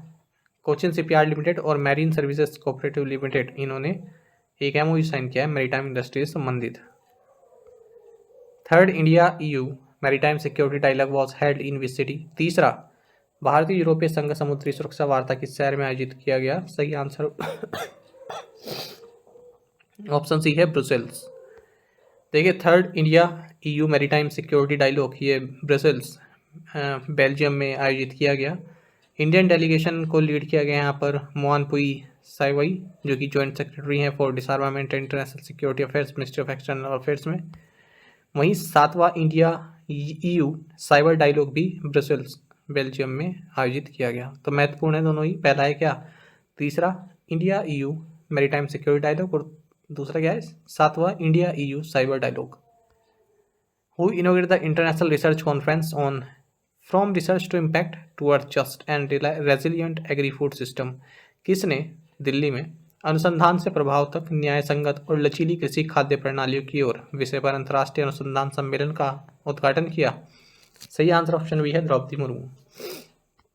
आपको जाना चाहिए president of India Droupadi Murmu ने international research conference on from research to impact towards just and resilient agri food system को इनोग्रेट किया है। ये कॉन्फ्रेंस होस्ट की गई consultative group on international agriculture research gender impact platform और Indian council of agriculture research new Delhi के द्वारा। What is India's GDP projection for fiscal 24 as per the international monetary fund IMF? अंतर्राष्ट्रीय मुद्रा कोष के अनुसार फिजिकल 24 के लिए भारत का GDP अनुमान क्या है? सही आंसर ऑप्शन बी है 6.3%। देखिए इंडिया का जो इकोनॉमिक ग्रोथ फोरकास्ट है करंट फिजिकल ईयर के लिए, फिजिकल 24 के लिए यानी कि 23-24 के लिए, ये 6.3% कर दिया गया है IMF के द्वारा, इंटरनेशनल मॉनिटरी फंड के द्वारा। पहले 6.1% बताया था। तो IMF ने हाल ही में अपनी रिपोर्ट जारी की है, वर्ल्ड इकोनॉमिक आउटलुक। कई बार पूछा जाता है किसके द्वारा रिपोर्ट जारी की जाती है, वर्ल्ड इकोनॉमिक आउटलुक अलग से लिख लीजिएगा, IMF के द्वारा। हालांकि 6.3 तो कर दिया इन्होंने, 6.3%, लेकिन RBI का जो लेटेस्ट एस्टिमेट है 6.5%, उससे कम ही है। रिटेल इन्फ्लेशन इनके अकॉर्डिंग कंट्री में 5.5% रहेगी फिजिकल ईयर 2023-24 में, और 2024-25 में 4.6% हो जाएगी। कंट्री की जो करंट अकाउंट डेफिसिट है ये 1.8% ऑफ GDP रहेगी फिजिकल 24 और 25 में। IMF ने जो ग्लोबल फोरकास्ट है GDP फोरकास्ट 2023 के लिए वो 3% रखी है, और 2024 की जो फोरकास्ट है वो 2.9% बताई है।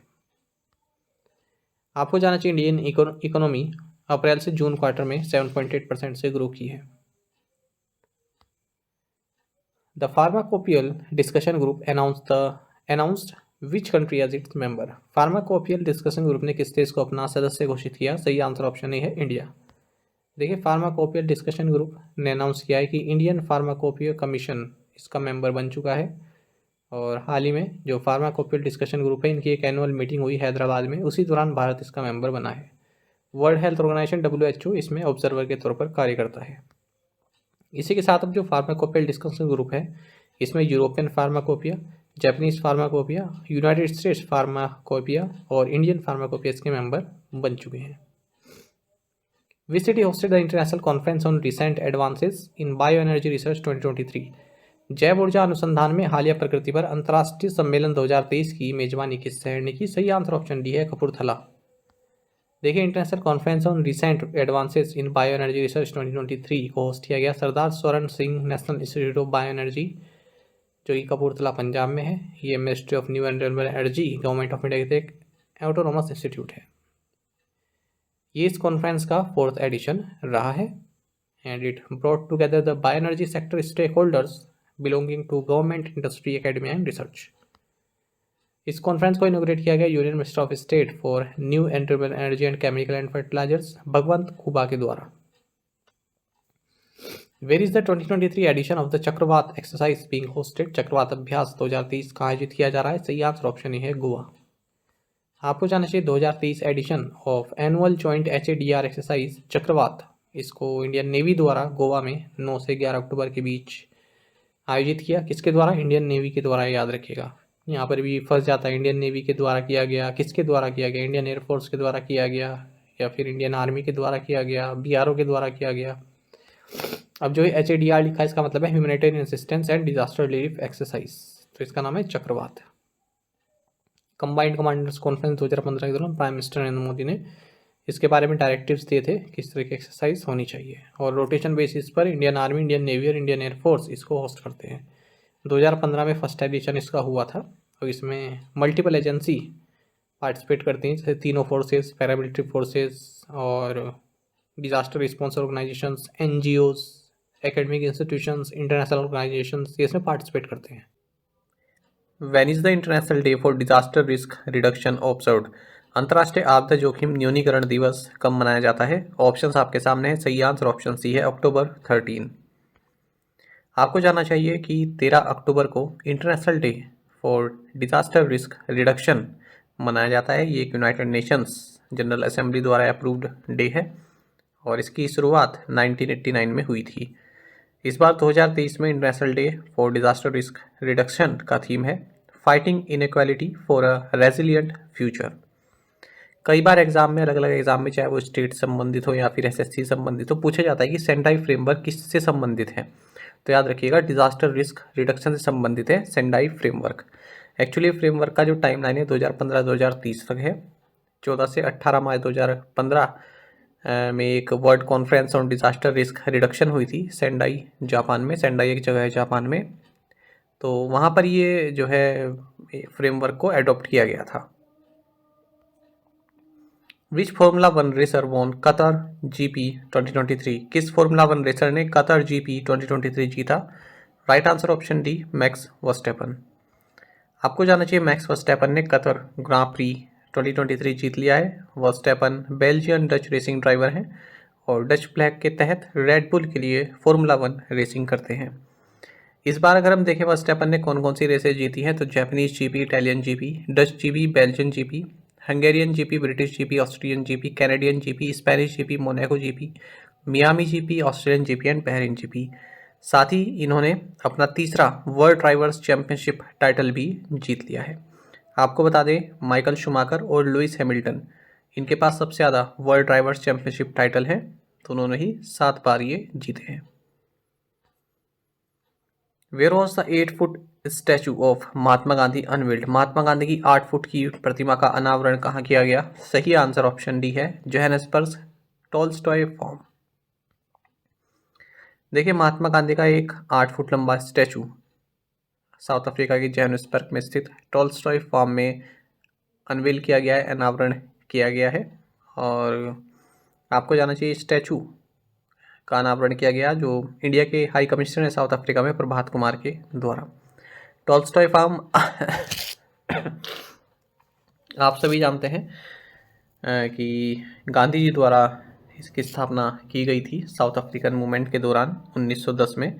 और इंडियंस के अगेंस्ट जो डिस्क्रिमिनेशन होता था ट्रांसवासल में, साउथ अफ्रीका में ही, तो उसके लिए एक कैंपेन की जगह थी ये।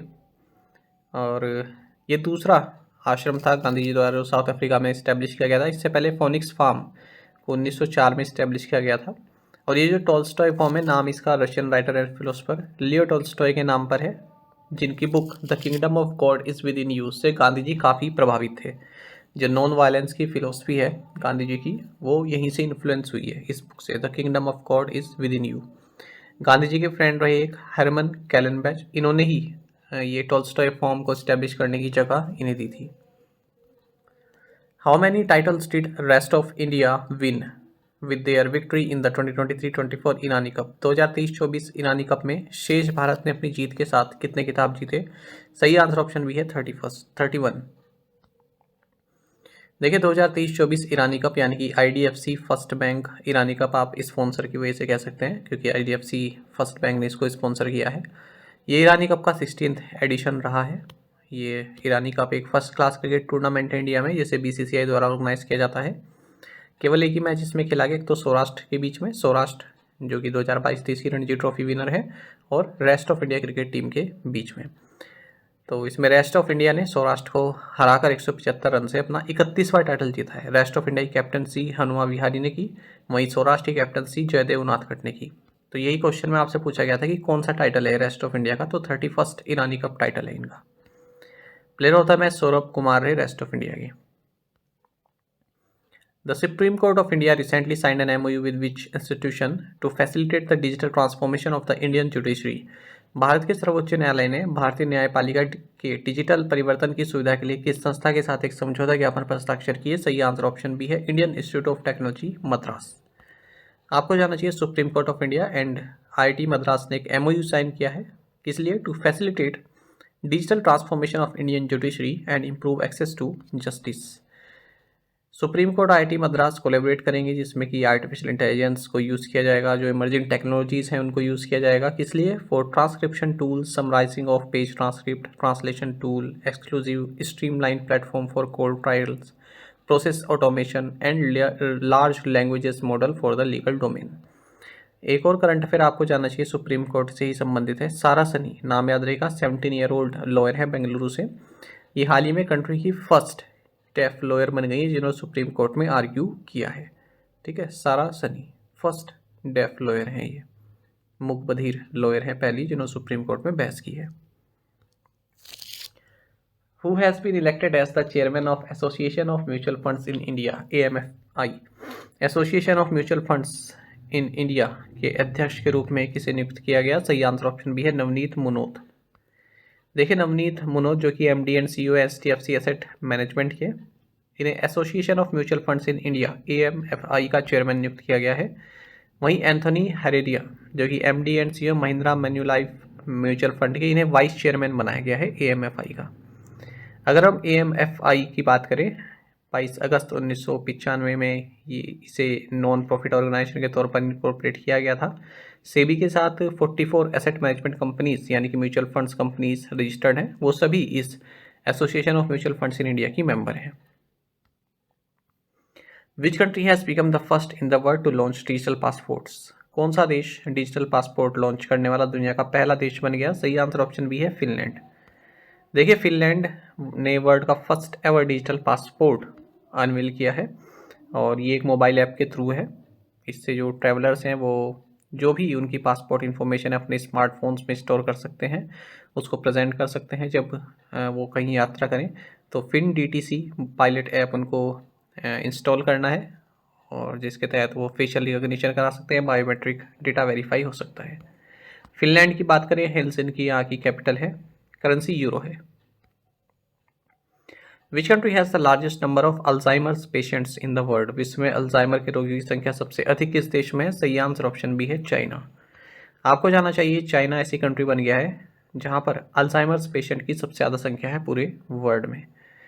डिमेंशिया का मोस्ट कॉमन टाइप होता है अल्जाइमर डिजीज़, खासकर जो ओल्ड एज पीपल होते हैं उन्हें अफेक्ट करता है, लेकिन चाइना में यंगर एज में भी इसके लक्षण देखे जा रहे हैं। लगभग 15.07 मिलियन पीपल जिनकी एज 60 ईयर्स से ऊपर है उन्हें डिमेंशिया है चाइना में। उनमें से 9.83 मिलियन को अल्जाइमर डिजीज़ है। अल्जाइमर डिजीज़ की बात करें तो एक ब्रेन डिसऑर्डर है जो कि आपकी मेमोरी को डिस्ट्रॉय करता है, आपकी जो थिंकिंग स्किल है और सिंपल टास्क करने का जो आपकी एबिलिटी है वो भी ख़त्म होती जाती है। Which city has the cleanest air as per the analysis conducted by the independent think tank Climate Trends? Think tank climate trends द्वारा किए गए विश्लेषण के अनुसार किस शहर में सबसे स्वच्छ हवा है? सही आंसर ऑप्शन बी है, आइजोल। देखिए, अगर हम PM 2.5 कंसनट्रेशन की बात करें तो दिल्ली में जो है काफ़ी अधिक पहुंच गया, सितंबर के अंत तक 100.1 माइक्रोग्राम्स पर क्यूबिक मीटर रहा, जो कि गवर्नमेंट की सेफ लिमिट से 3 गुना ज़्यादा है। तो इसी के साथ दिल्ली जो है मोस्ट पोल्यूटेड सिटी रहा है इस पूरे साल भर में। ये एनालिसिस कंडक्ट की गई है एक independent think tank climate trends और टेक फर्म रेस्पायरल लिविंग साइंसेज के द्वारा। इसमें बताया गया है कि आइजोल, मिजोरम की कैपिटल, ये इंडिया की क्लीनेस्ट एयर है। यहाँ का जो PM 2.5 लेवल है ये ओनली 11.1 माइक्रोग्राम्स पर क्यूबिक मीटर है। अगर हम टॉप 7 पोल्यूटेड सिटीज़ की बात करें तो दिल्ली पहले नंबर पर है, फिर पटना है, फिर मुजफ्फरपुर, फिर फरीदाबाद, नोएडा, गाजियाबाद एंड मेरठ। सभी इंडो गैंगेटिक प्लेन्स का हिस्सा हैं ये जितने भी सिटीज़ के मैंने नाम लिए। इस रिपोर्ट में वो सभी सिटीज़ को कवर किया गया है जो नेशनल क्लीन एयर प्रोग्राम के तहत आती हैं।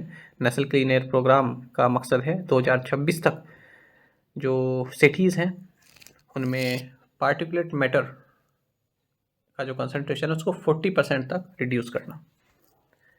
Shiv Bajrang Singh assumed charge as the executive director of which bank? Shiv Bajrang Singh ने किस बैंक के कार्यकारी निदेशक के रूप में पदभार ग्रहण किया? सही आंसर ऑप्शन सी है, इंडियन बैंक।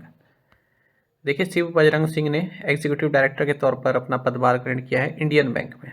इससे पहले ये चीफ जनरल मैनेजर रह चुके हैं बैंक ऑफ इंडिया में और आर्यव्रत बैंक के चेयरमैन भी रह चुके हैं। इंडियन बैंक के बारे में आपको जानना चाहिए, हेडक्वार्टर्स चेन्नई में है, सीईओ शांतिलाल जैन है, टैगलाइन है योर ओन बैंक या आपका अपना bank. Which states याकछुरपी has received the geographical indication tag, किस राज्य के याकछुरपी को भौगोलिक संकेतक टैग प्राप्त हुआ? सही आंसर ऑप्शन डी है अरुणाचल प्रदेश।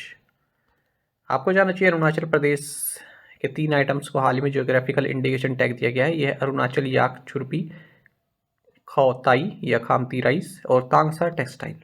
अगर हम अरुणाचल याकछुरपी की बात करें तो जो अरुणाचली याक है उसके मिल्क से बनता है। खाओताई की अगर हम बात करें, ये एक चुई स्टिकी राइस वैरायटी है जो कि नामसाई रीजन से आते हैं और इसको कल्टीवेट किया जाता है कामती ट्राइबल फार्मर्स के द्वारा। तांगसा टेक्सटाइल प्रोडक्ट्स की अगर हम बात करें, इसको तांगसा ट्राइब जो है चांगलांग डिस्ट्रिक्ट की, उनके द्वारा इसके प्रोडक्ट्स बनाए जाते हैं। Where has Nokia open its 6G lab facility in India, Nokia ने भारत में अपनी 6G लैब सुविधा कहाँ खोली? सही आंसर ऑप्शन सी है बेंगलुरु। देखिए टेलीकॉम गियर मेकर नोकिया, इसने बेंगलुरु में अपनी 6G लैब को सेटअप किया है। नोकिया कॉरपोरेशन की अगर हम बात करें तो फिनलैंड की कंपनी है ये, है ना, नाम तो आप सभी जानते हैं, पर ये भी आपको जानना चाहिए कहाँ की है। इसका हेडक्वार्टर्स एस्पू फिनलैंड में है। पेका लुनमार्क इसके प्रेसिडेंट एंड CEO हैं। साथ ही आपको जानना चाहिए एयर इंडिया ने अपनी state of the art mega warehouse facility Delhi में इनोग्रेट की है। दिल्ली में कहाँ पर? जो टर्मिनल 3 है दिल्ली एयरपोर्ट कार्गो कॉम्प्लेक्स, वहाँ पर।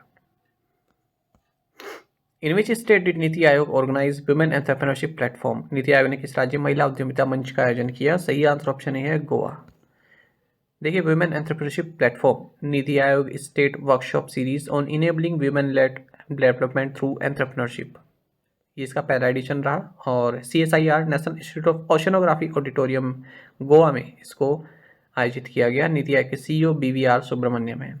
देखिए यहाँ पर ये क्वेश्चन मैंने इसलिए लिया है तो आपको ये पता होना चाहिए कि नेशनल इंस्टीट्यूट ऑफ ओशनोग्राफी कहाँ है। ये गोवा में है, कई बार एग्जाम में पूछी जाती है, कोई भी एग्जाम हो। स्ट्रैटेजी का एक बहुत महत्वपूर्ण क्वेश्चन है, national institute of oceanography Goa में है।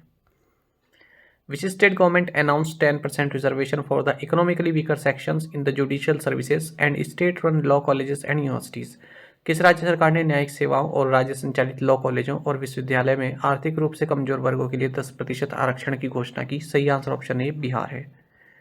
देखिए बिहार गवर्नमेंट ने जो इकोनॉमिकली वीकर सेक्शन है यानी कि EWS, उनके लिए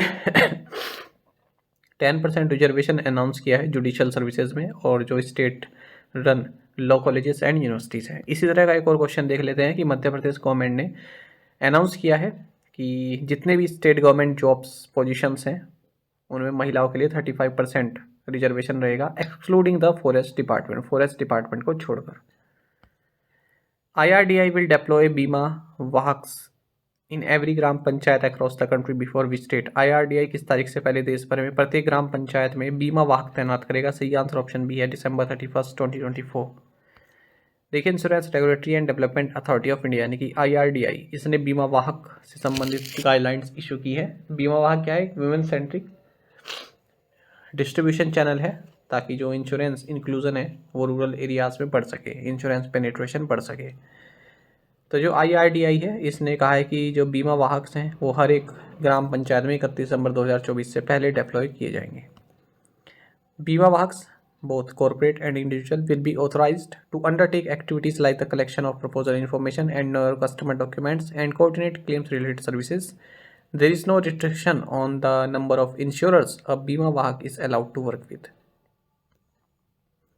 UNCTAD raised India's GDP growth forecast for 2023 to what percent? UNCTAD ने 2023 के लिए भारत की GDP वृद्धि का अनुमान बढ़ाकर कितने प्रतिशत कर दिया? सही आंसर ऑप्शन सी है 6.6%। देखिए UNCTAD यानी कि UN conference on trade and development, इसने इंडिया की जो 2023 इकोनॉमिक ग्रोथ फोरकास्ट है वो 6.6% कर दिया है। पहले अप्रैल के महीने में 6% बताया था और 2024 में कहा है कि कंट्री थोड़ा स्लो चलेगी 6.2%। इसने कहा है कि जो वर्ल्ड की ग्रोथ है वो 2023 में 2.4% रहेगी और 2024 में 2.5%।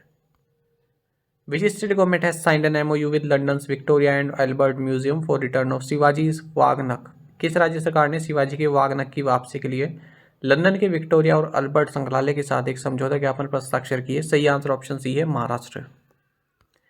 देखिए महाराष्ट्र के जो मिनिस्टर फॉर कल्चर अफेयर्स हैं सुधीर मुंगनतीवार, इन्होंने लंदन के विक्टोरिया एंड अल्बर्ट म्यूजियम के साथ MOU साइन किया है जिसके तहत 17th सेंचुरी का जो वाघनक है किसका है? ये मराठा वॉरियर किंग छत्रपति शिवाजी महाराज, उनको भारत लाया जाएगा छत्रपति शिवाजी महाराज की 350th एनिवर्सरी के मौके पर।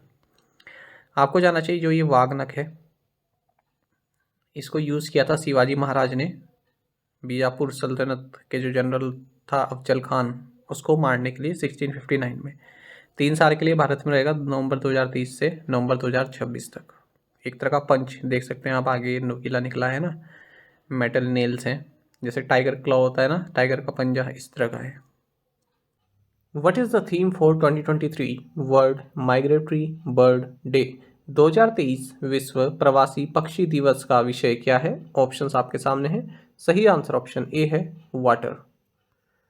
आपको जानना चाहिए वर्ल्ड माइग्रेटरी बर्ड डे ये साल में 2 बार मनाया जाता है, और इसे मनाने के पीछे का मकसद है जो माइग्रेटरी बर्ड्स हैं उनका कंजर्वेशन जो है, और उनके जो प्रिजर्वेशन की जो इम्पोर्टेंस है, ठीक है, उसको लोगों तक पहुंचाना।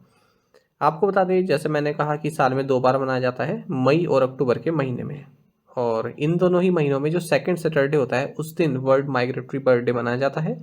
इस साल 13 मई को भी हम देख चुके हैं वर्ल्ड माइग्रेटरी बर्ड डे, और अब 14 अक्टूबर को भी वर्ल्ड माइग्रेटरी बर्ड डे मनाया जा रहा है, क्योंकि सेकंड सैटरडे है ये अक्टूबर का। इस बार 2023 में वर्ल्ड माइग्रेटरी बर्ड डे का थीम है वाटर। आपको जानना चाहिए convention on migratory species CMS, या फिर बॉन कन्वेंशन भी इसको कहते हैं, ये 1979 में साइन किया गया था बॉन वेस्ट जर्मनी में, और 1983 में ये लागू हुआ। Who is the new chairman and managing director of general insurance corporation of India? General insurance corporation of India GIC री के नए अध्यक्ष और प्रबंध निदेशक कौन है? सही आंसर ऑप्शन डी है, रामास्वामी नारायणन। आपको जानना चाहिए general insurance corporation of India GIC री, इनके नए चेयरमैन एंड मैनेजिंग डायरेक्टर हैं रामास्वामी नारायणन। ये देवेश श्रीवास्तव को रिप्लेस कर रहे हैं। आपको जानना चाहिए जो GIC री है ये एक इंडियन पब्लिक सेक्टर री इंश्योरेंस कंपनी है, और हेडक्वार्टर इसका मुंबई में है। 22 नवंबर 1972 को अंडर कंपनीज एक्ट 1956 इसको इनकॉर्पोरेट किया गया था। आपको जानना चाहिए जो भारतीय इंटरप्राइजेस है इसने हाल ही में एक्सा के साथ एक एग्रीमेंट साइन किया है, जिसके तहत एक्सा के जो 49% स्टेक हैं भारतीय एक्सा लाइफ इंश्योरेंस में, उसको भारतीय इंटरप्राइजेस एक्वायर करेगा। साथ ही आपको जानना चाहिए इंडिया बुल्स हाउसिंग ये अपने आप को रीनेम कर रहा है, और अब इसका नाम होगा Sammaan capital. Which bank has appointed VJ Kurian as its new chairman? VJ Kurian को किस बैंक ने अपना नया चेयरमैन नियुक्त किया है? सही आंसर ऑप्शन डी है, साउथ इंडियन बैंक। आपको जानना चाहिए VJ Kurian non executive part time chairman बनाए गए हैं Thrissur based South Indian bank के। 2 नवंबर से 22 मार्च 2026 तक इनका कार्यकाल रहने वाला है। ये सलीम गंगाधरन को इस पोस्ट पर सक्सीड कर रहे हैं। हाल ही में हमने देखा कि साउथ इंडियन बैंक ने PR शेषाद्री को अपना MD एंड CEO नियुक्त किया। साथ ही आपको जानना चाहिए कैनरा बैंक ने भवेंद्र कुमार को एग्जीक्यूटिव डायरेक्टर अपॉइंट किया है। Appointment committee of the cabinet ने जो स्टेट बैंक ऑफ इंडिया के मैनेजिंग डायरेक्टर हैं अश्विनी कुमार तिवारी, इनका जो कार्यकाल है वो 2 और साल तक के लिए बढ़ा दिया है। साथ ही पेयू इंडिया के जो चीफ एग्जीक्यूटिव ऑफिसर हैं अनिर्बन मुखर्जी, इनको ग्लोबल CEO बनाया गया है पेयू का, और ये इस पोस्ट पर लॉरेंट ले मॉल को रिप्लेस कर रहे हैं। Which runner won men's title at Chicago marathon? Chicago marathon में पुरुषों का खिताब किस धावक ने जीता? सही आंसर ऑप्शन डी है, केल्विन किप्टम। देखिए केनिया के हैं केल्विन किप्टम, इन्होंने शिकागो मैराथन में मेंस टाइटल जीत लिया है। नया वर्ल्ड रिकॉर्ड इन्होंने बनाया है, और इनका जो टाइम रहा वो 2 आवर्स 35 सेकेंड्स का रहा है। इन्होंने जो प्रीवियस रिकॉर्ड है जो कि केनिया के ही यूलेट किपचोगे द्वारा बनाया गया था 2022 में बर्लिन मैराथन में, इन्होंने टाइम लिया था 2 घंटे 1 मिनट 9 सेकंड का, तो उसको तोड़ दिया है। वहीं अगर हम इस शिकागो मैराथन में विमेंस टाइटल की बात करें तो नीदरलैंड्स की सेफेन हैसन ने जीता है।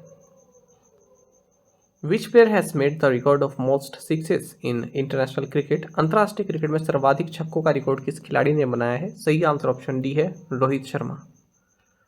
आपको जानना चाहिए भारतीय बल्लेबाज रोहित शर्मा, इन्होंने अंतर्राष्ट्रीय क्रिकेट में सबसे ज़्यादा इंटरनेशनल सिक्सेस का रिकॉर्ड अपने नाम कर लिया है। इससे पहले रिकॉर्ड क्रिस गेल के नाम था, पर जो ICC वर्ल्ड कप 2023 में अफगानिस्तान के खिलाफ जो दिल्ली में मैच खेला गया उसमें रोहित शर्मा ने क्रिस गेल को पीछे छोड़ दिया है।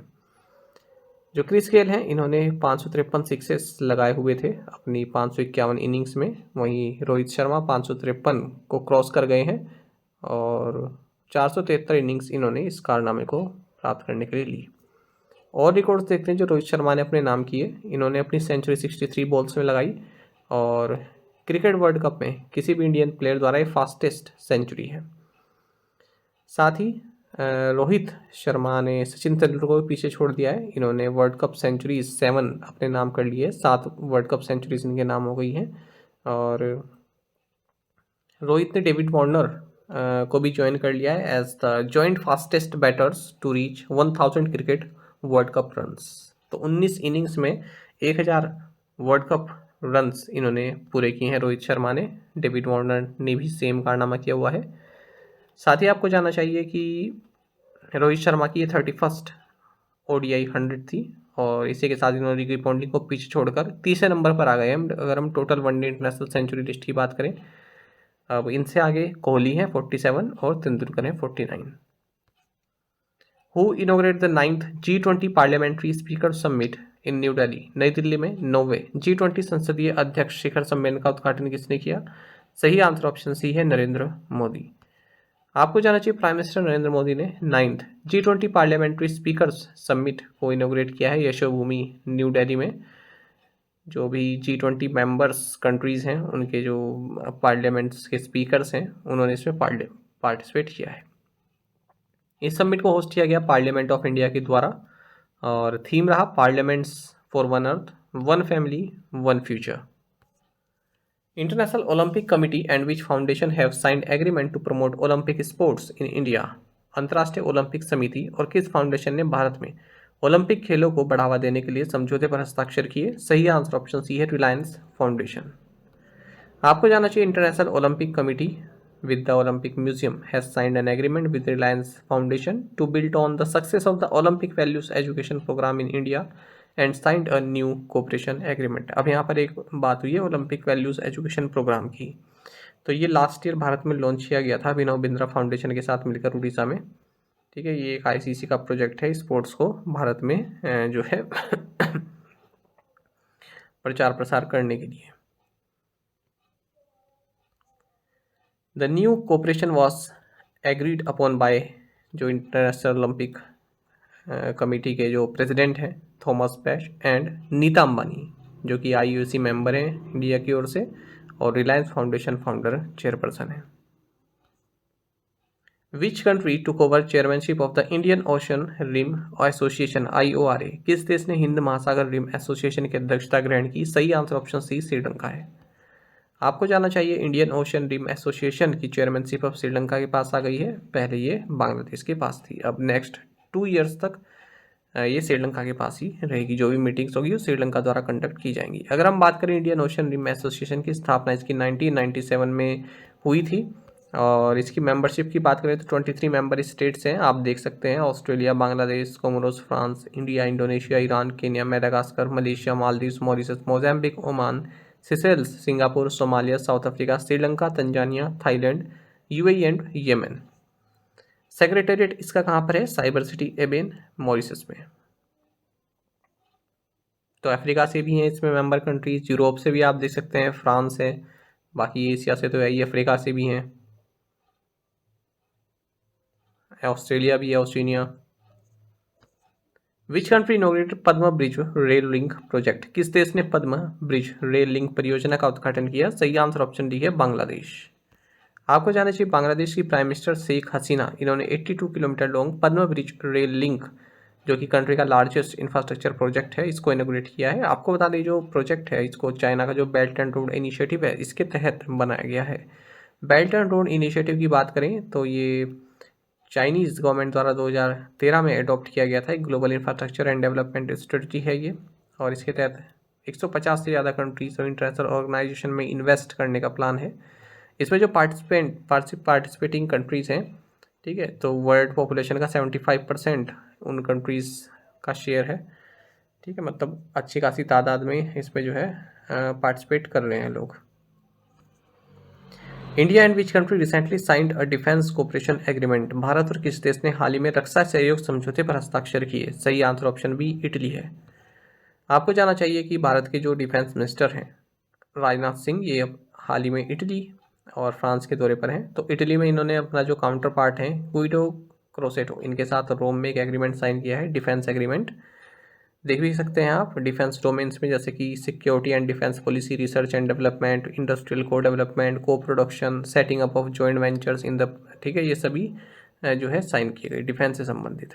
अच्छा, भारत ने यहाँ पर 3 MOUs और अप्रूव किए हैं, एक तो फ्रांस के साथ, एक पपुआ न्यू गिनी के साथ और एक ट्रिनिडाड एंड टोबैको के साथ, और तीनों ही जो है डिजिटल टेक्नोलॉजी से संबंधित हैं। ठीक है, फ्रांस के साथ आप देखिए ये है आपका information pertaining to digital technologies. फिर कैबिनेट ने अप्रूव किया MOU ministry of electronics and information technology and ministry of information and communication technology of Papua New Guinea, इनके बीच में भी एक जो है डिजिटल ट्रांसफॉर्मेशन को लेकर एग्रीमेंट साइन किया है। फिर भारत और ministry of digital transformation technology of the Republic of Trinidad and Tobago के बीच में भी एक इंडिया स्टैक को लेकर एग्रीमेंट साइन हुआ है। When will the extension of the prompt corrective action framework for the government NBFCs come into effect? सरकारी NBFC के लिए त्वरित सुधारात्मक कार्रवाई ढांचे का विस्तार कब प्रभावी होगा? सही आंसर ऑप्शन सी है 1 अक्टूबर 2024। देखिए, रिजर्व बैंक ऑफ इंडिया ने डिसाइड किया है जो प्रॉम्प्ट करेक्टिव एक्शन फ्रेमवर्क है NBFCs के लिए, ठीक है, इसको अब गवर्नमेंट NBFCs पर भी लागू किया जाएगा 1 अक्टूबर 2024 से। ये महत्वपूर्ण क्वेश्चन है बैंकिंग एग्जाम के लिए। This will be based on the audited financials of these NBFCs as on March 31st, 2024 or thereafter.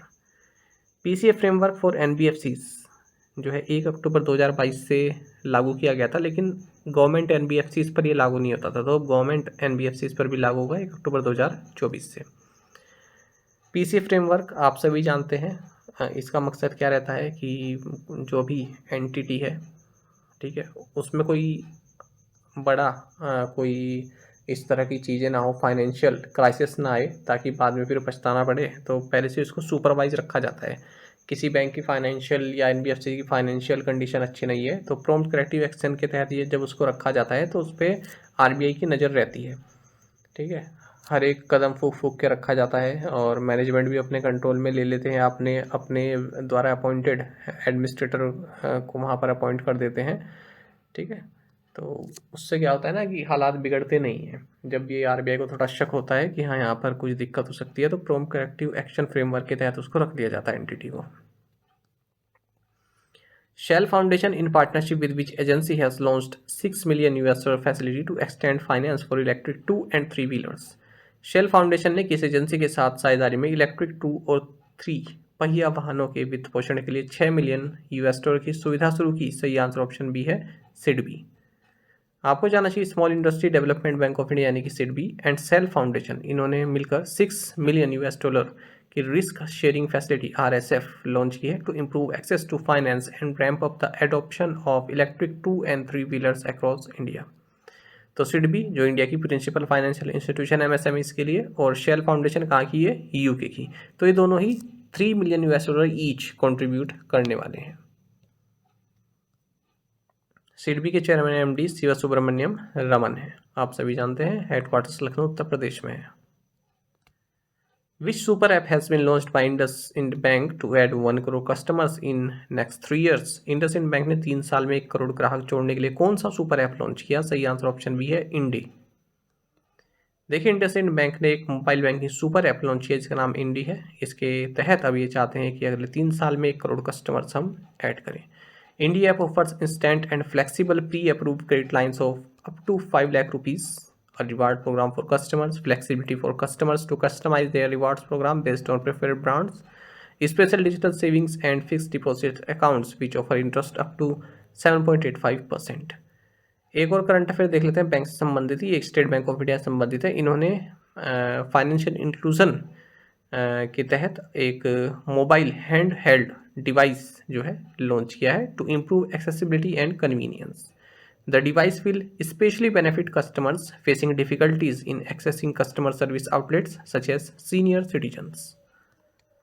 Which state has declared the Gangetic dolphin as the state aquatic animal? किस राज्य ने Ganga dolphin को राज्य जलीय जीव घोषित किया है? सही आंसर ऑप्शन डी है उत्तर प्रदेश।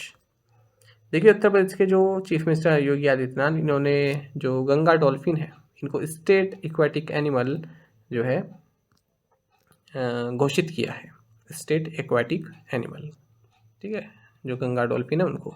आपको बता दें जो डॉल्फिन्स हैं ये गंगा, यमुना, चंबल, घाघरा, राप्ती, गिरवा इन रिवर्स में पाई जाती हैं। गंगा रिवर डॉल्फिन की अगर हम बात करें तो इनका जो साइंटिफिक नेम है ये है प्लेटेनिस्टा गैंगेटिका। इनको टाइगर ऑफ द गैंगेस भी बोलते हैं। 1801 में इनको डिस्कवर किया गया। ये केवल फ्रेश वाटर में रह सकती हैं और ब्लाइंड होती हैं। फीमेल जो होती हैं लार्ज होती हैं अगर हम मेल से कंपेयर करें, और 2 या 3 साल में एक बार जो है बर्थ देती हैं, वो भी केवल एक काफ को। अब मैमल है तो ये जो है वाटर में ब्रीथ नहीं कर सकती। ठीक है, हर 30 से 120 सेकंड में इन्हें सरफेस पे आना पड़ता है। सूसू भी इनको बोला जाता है क्योंकि जब ब्रीथ करती हैं तो इस तरह की साउंड ये निकालती हैं। गवर्नमेंट ऑफ इंडिया ने नेशनल एक्वेटिक एनिमल इनको घोषित किया था साल 2009 में। ये असम की भी स्टेट एक्वेटिक एनिमल है। IUCN स्टेटस इनका इंडेंजर्ड है। Who inaugurated the 8th BRICS international competition conference 2023 in New Delhi? नई दिल्ली में 8वें ब्रिक्स अंतर्राष्ट्रीय प्रतियोगिता सम्मेलन 2023 का उद्घाटन किसने किया? सही आंसर ऑप्शन सी है अशोक भूषण। देखिए chairperson national company law appellate tribunal NCLT justice Ashok Bhushan, इन्होंने 8th BRICS international competition conference 2023 को न्यू दिल्ली में इनोग्रेट किया है। कंपटीशन कमीशन ऑफ इंडिया ने इस कॉन्फ्रेंस को होस्ट किया। थीम रहा new issues in competition law and policy dimensions perspective challenges. आपको जाना चाहिए जो कंपटीशन कमीशन ऑफ इंडिया की चेयरपर्सन है यह है Ramneet Kaur. Who is the new president of Indo American chamber of commerce? Indo American chamber of commerce के नए अध्यक्ष कौन है? सही आंसर ऑप्शन बी है पंकज बोहरा। देखिए Indo American chamber of commerce IACC ने पंकज बोहरा को अपना नेशनल प्रेसिडेंट नियुक्त किया है। अगर हम बात करें इसकी IACC की तो इसकी स्थापना अक्टूबर 1968 में हुई थी। हेडक्वार्टर्स मुंबई में है और इंडिया में जो है 14 ऑफिसेस हैं इसके। भारत और यूनाइटेड स्टेट्स के बीच में ट्रेड एंड इन्वेस्टमेंट को प्रमोशन करने के लिए एक एजेंसी है। नाम से ही पता चल रहा है Indo American chamber of commerce. What is the name given to the operation launched to bring back Indians stranded in Israel? Israel में फंसे भारतीयों को वापस लाने के लिए शुरू किए गए ऑपरेशन को क्या नाम दिया गया है? ऑप्शंस आपके सामने है। सही आंसर ऑप्शन ए है ऑपरेशन अजय। देखिए भारत ने ऑपरेशन अजय लॉन्च किया है ताकि इसराइल से जो भारतीय सिटीजन्स हैं उनको वापस लाया जा सके। आप सभी जानते हैं इसराइल और हमास के बीच वॉर छिड़ा हुआ है और लगभग 18,000 इंडियंस इसराइल में रहते हैं। तो इंडियन गवर्नमेंट जो है यहाँ पर स्पेशल चार्टर्ड फ्लाइट्स भी भेज रहा है और कुछ लोग वापस आ भी चुके हैं और ज़रूरत पड़ी तो इंडियन नेवी भी अपनी शिप्स वहाँ पर भेजेगा। अगर हम बात करें इसराइल में इंडिया के एम्बेसडर की तो ये संजीव सिंगला हैं और करंटली 3 इंटरनेशनल एयरपोर्ट्स हैं इसराइल में, Ben Gurion airport, Haifa airport और रेमोन एयरपोर्ट। हाइफा एयरपोर्ट महत्वपूर्ण है, एग्जाम में पूछ लिया जाता है। बाकी आपको जानना चाहिए ये इस साल का दूसरा इस तरह का मेजर ऑपरेशन है। अप्रैल मई में ऑपरेशन कावेरी भी भारत ने लॉन्च किया था जब सूडान से भारतीयों को लाया गया था। ठीक है, तो याद रखिए ऑपरेशन कावेरी और अब लॉन्च किया गया ऑपरेशन अजय। साथ ही करंट अफेयर्स फंडा को आप टेलीग्राम पर भी ज्वाइन कर सकते हैं। यहाँ पर रेगुलर वीडियो अपडेट्स और करंट क्विज जैसे हम आप सभी के लिए डालते रहते हैं। साथ ही डिस्कशन ग्रुप में आप किसी भी क्वेश्चन का सोल्यूशन पा सकते हैं। दोस्तों हमारे करंट अफेयर्स की प्लेलिस्ट दी गई है, इसको आप जरूर देखें। अपने दोस्तों के साथ, फेलो एस्पिरेंट साथ हमारे करंट अफेयर्स को आप शेयर जरूर करें। आज का ये सेशन आपको कैसा लगा आप कमेंट बॉक्स में अवश्य बताइएगा। Thank you guys.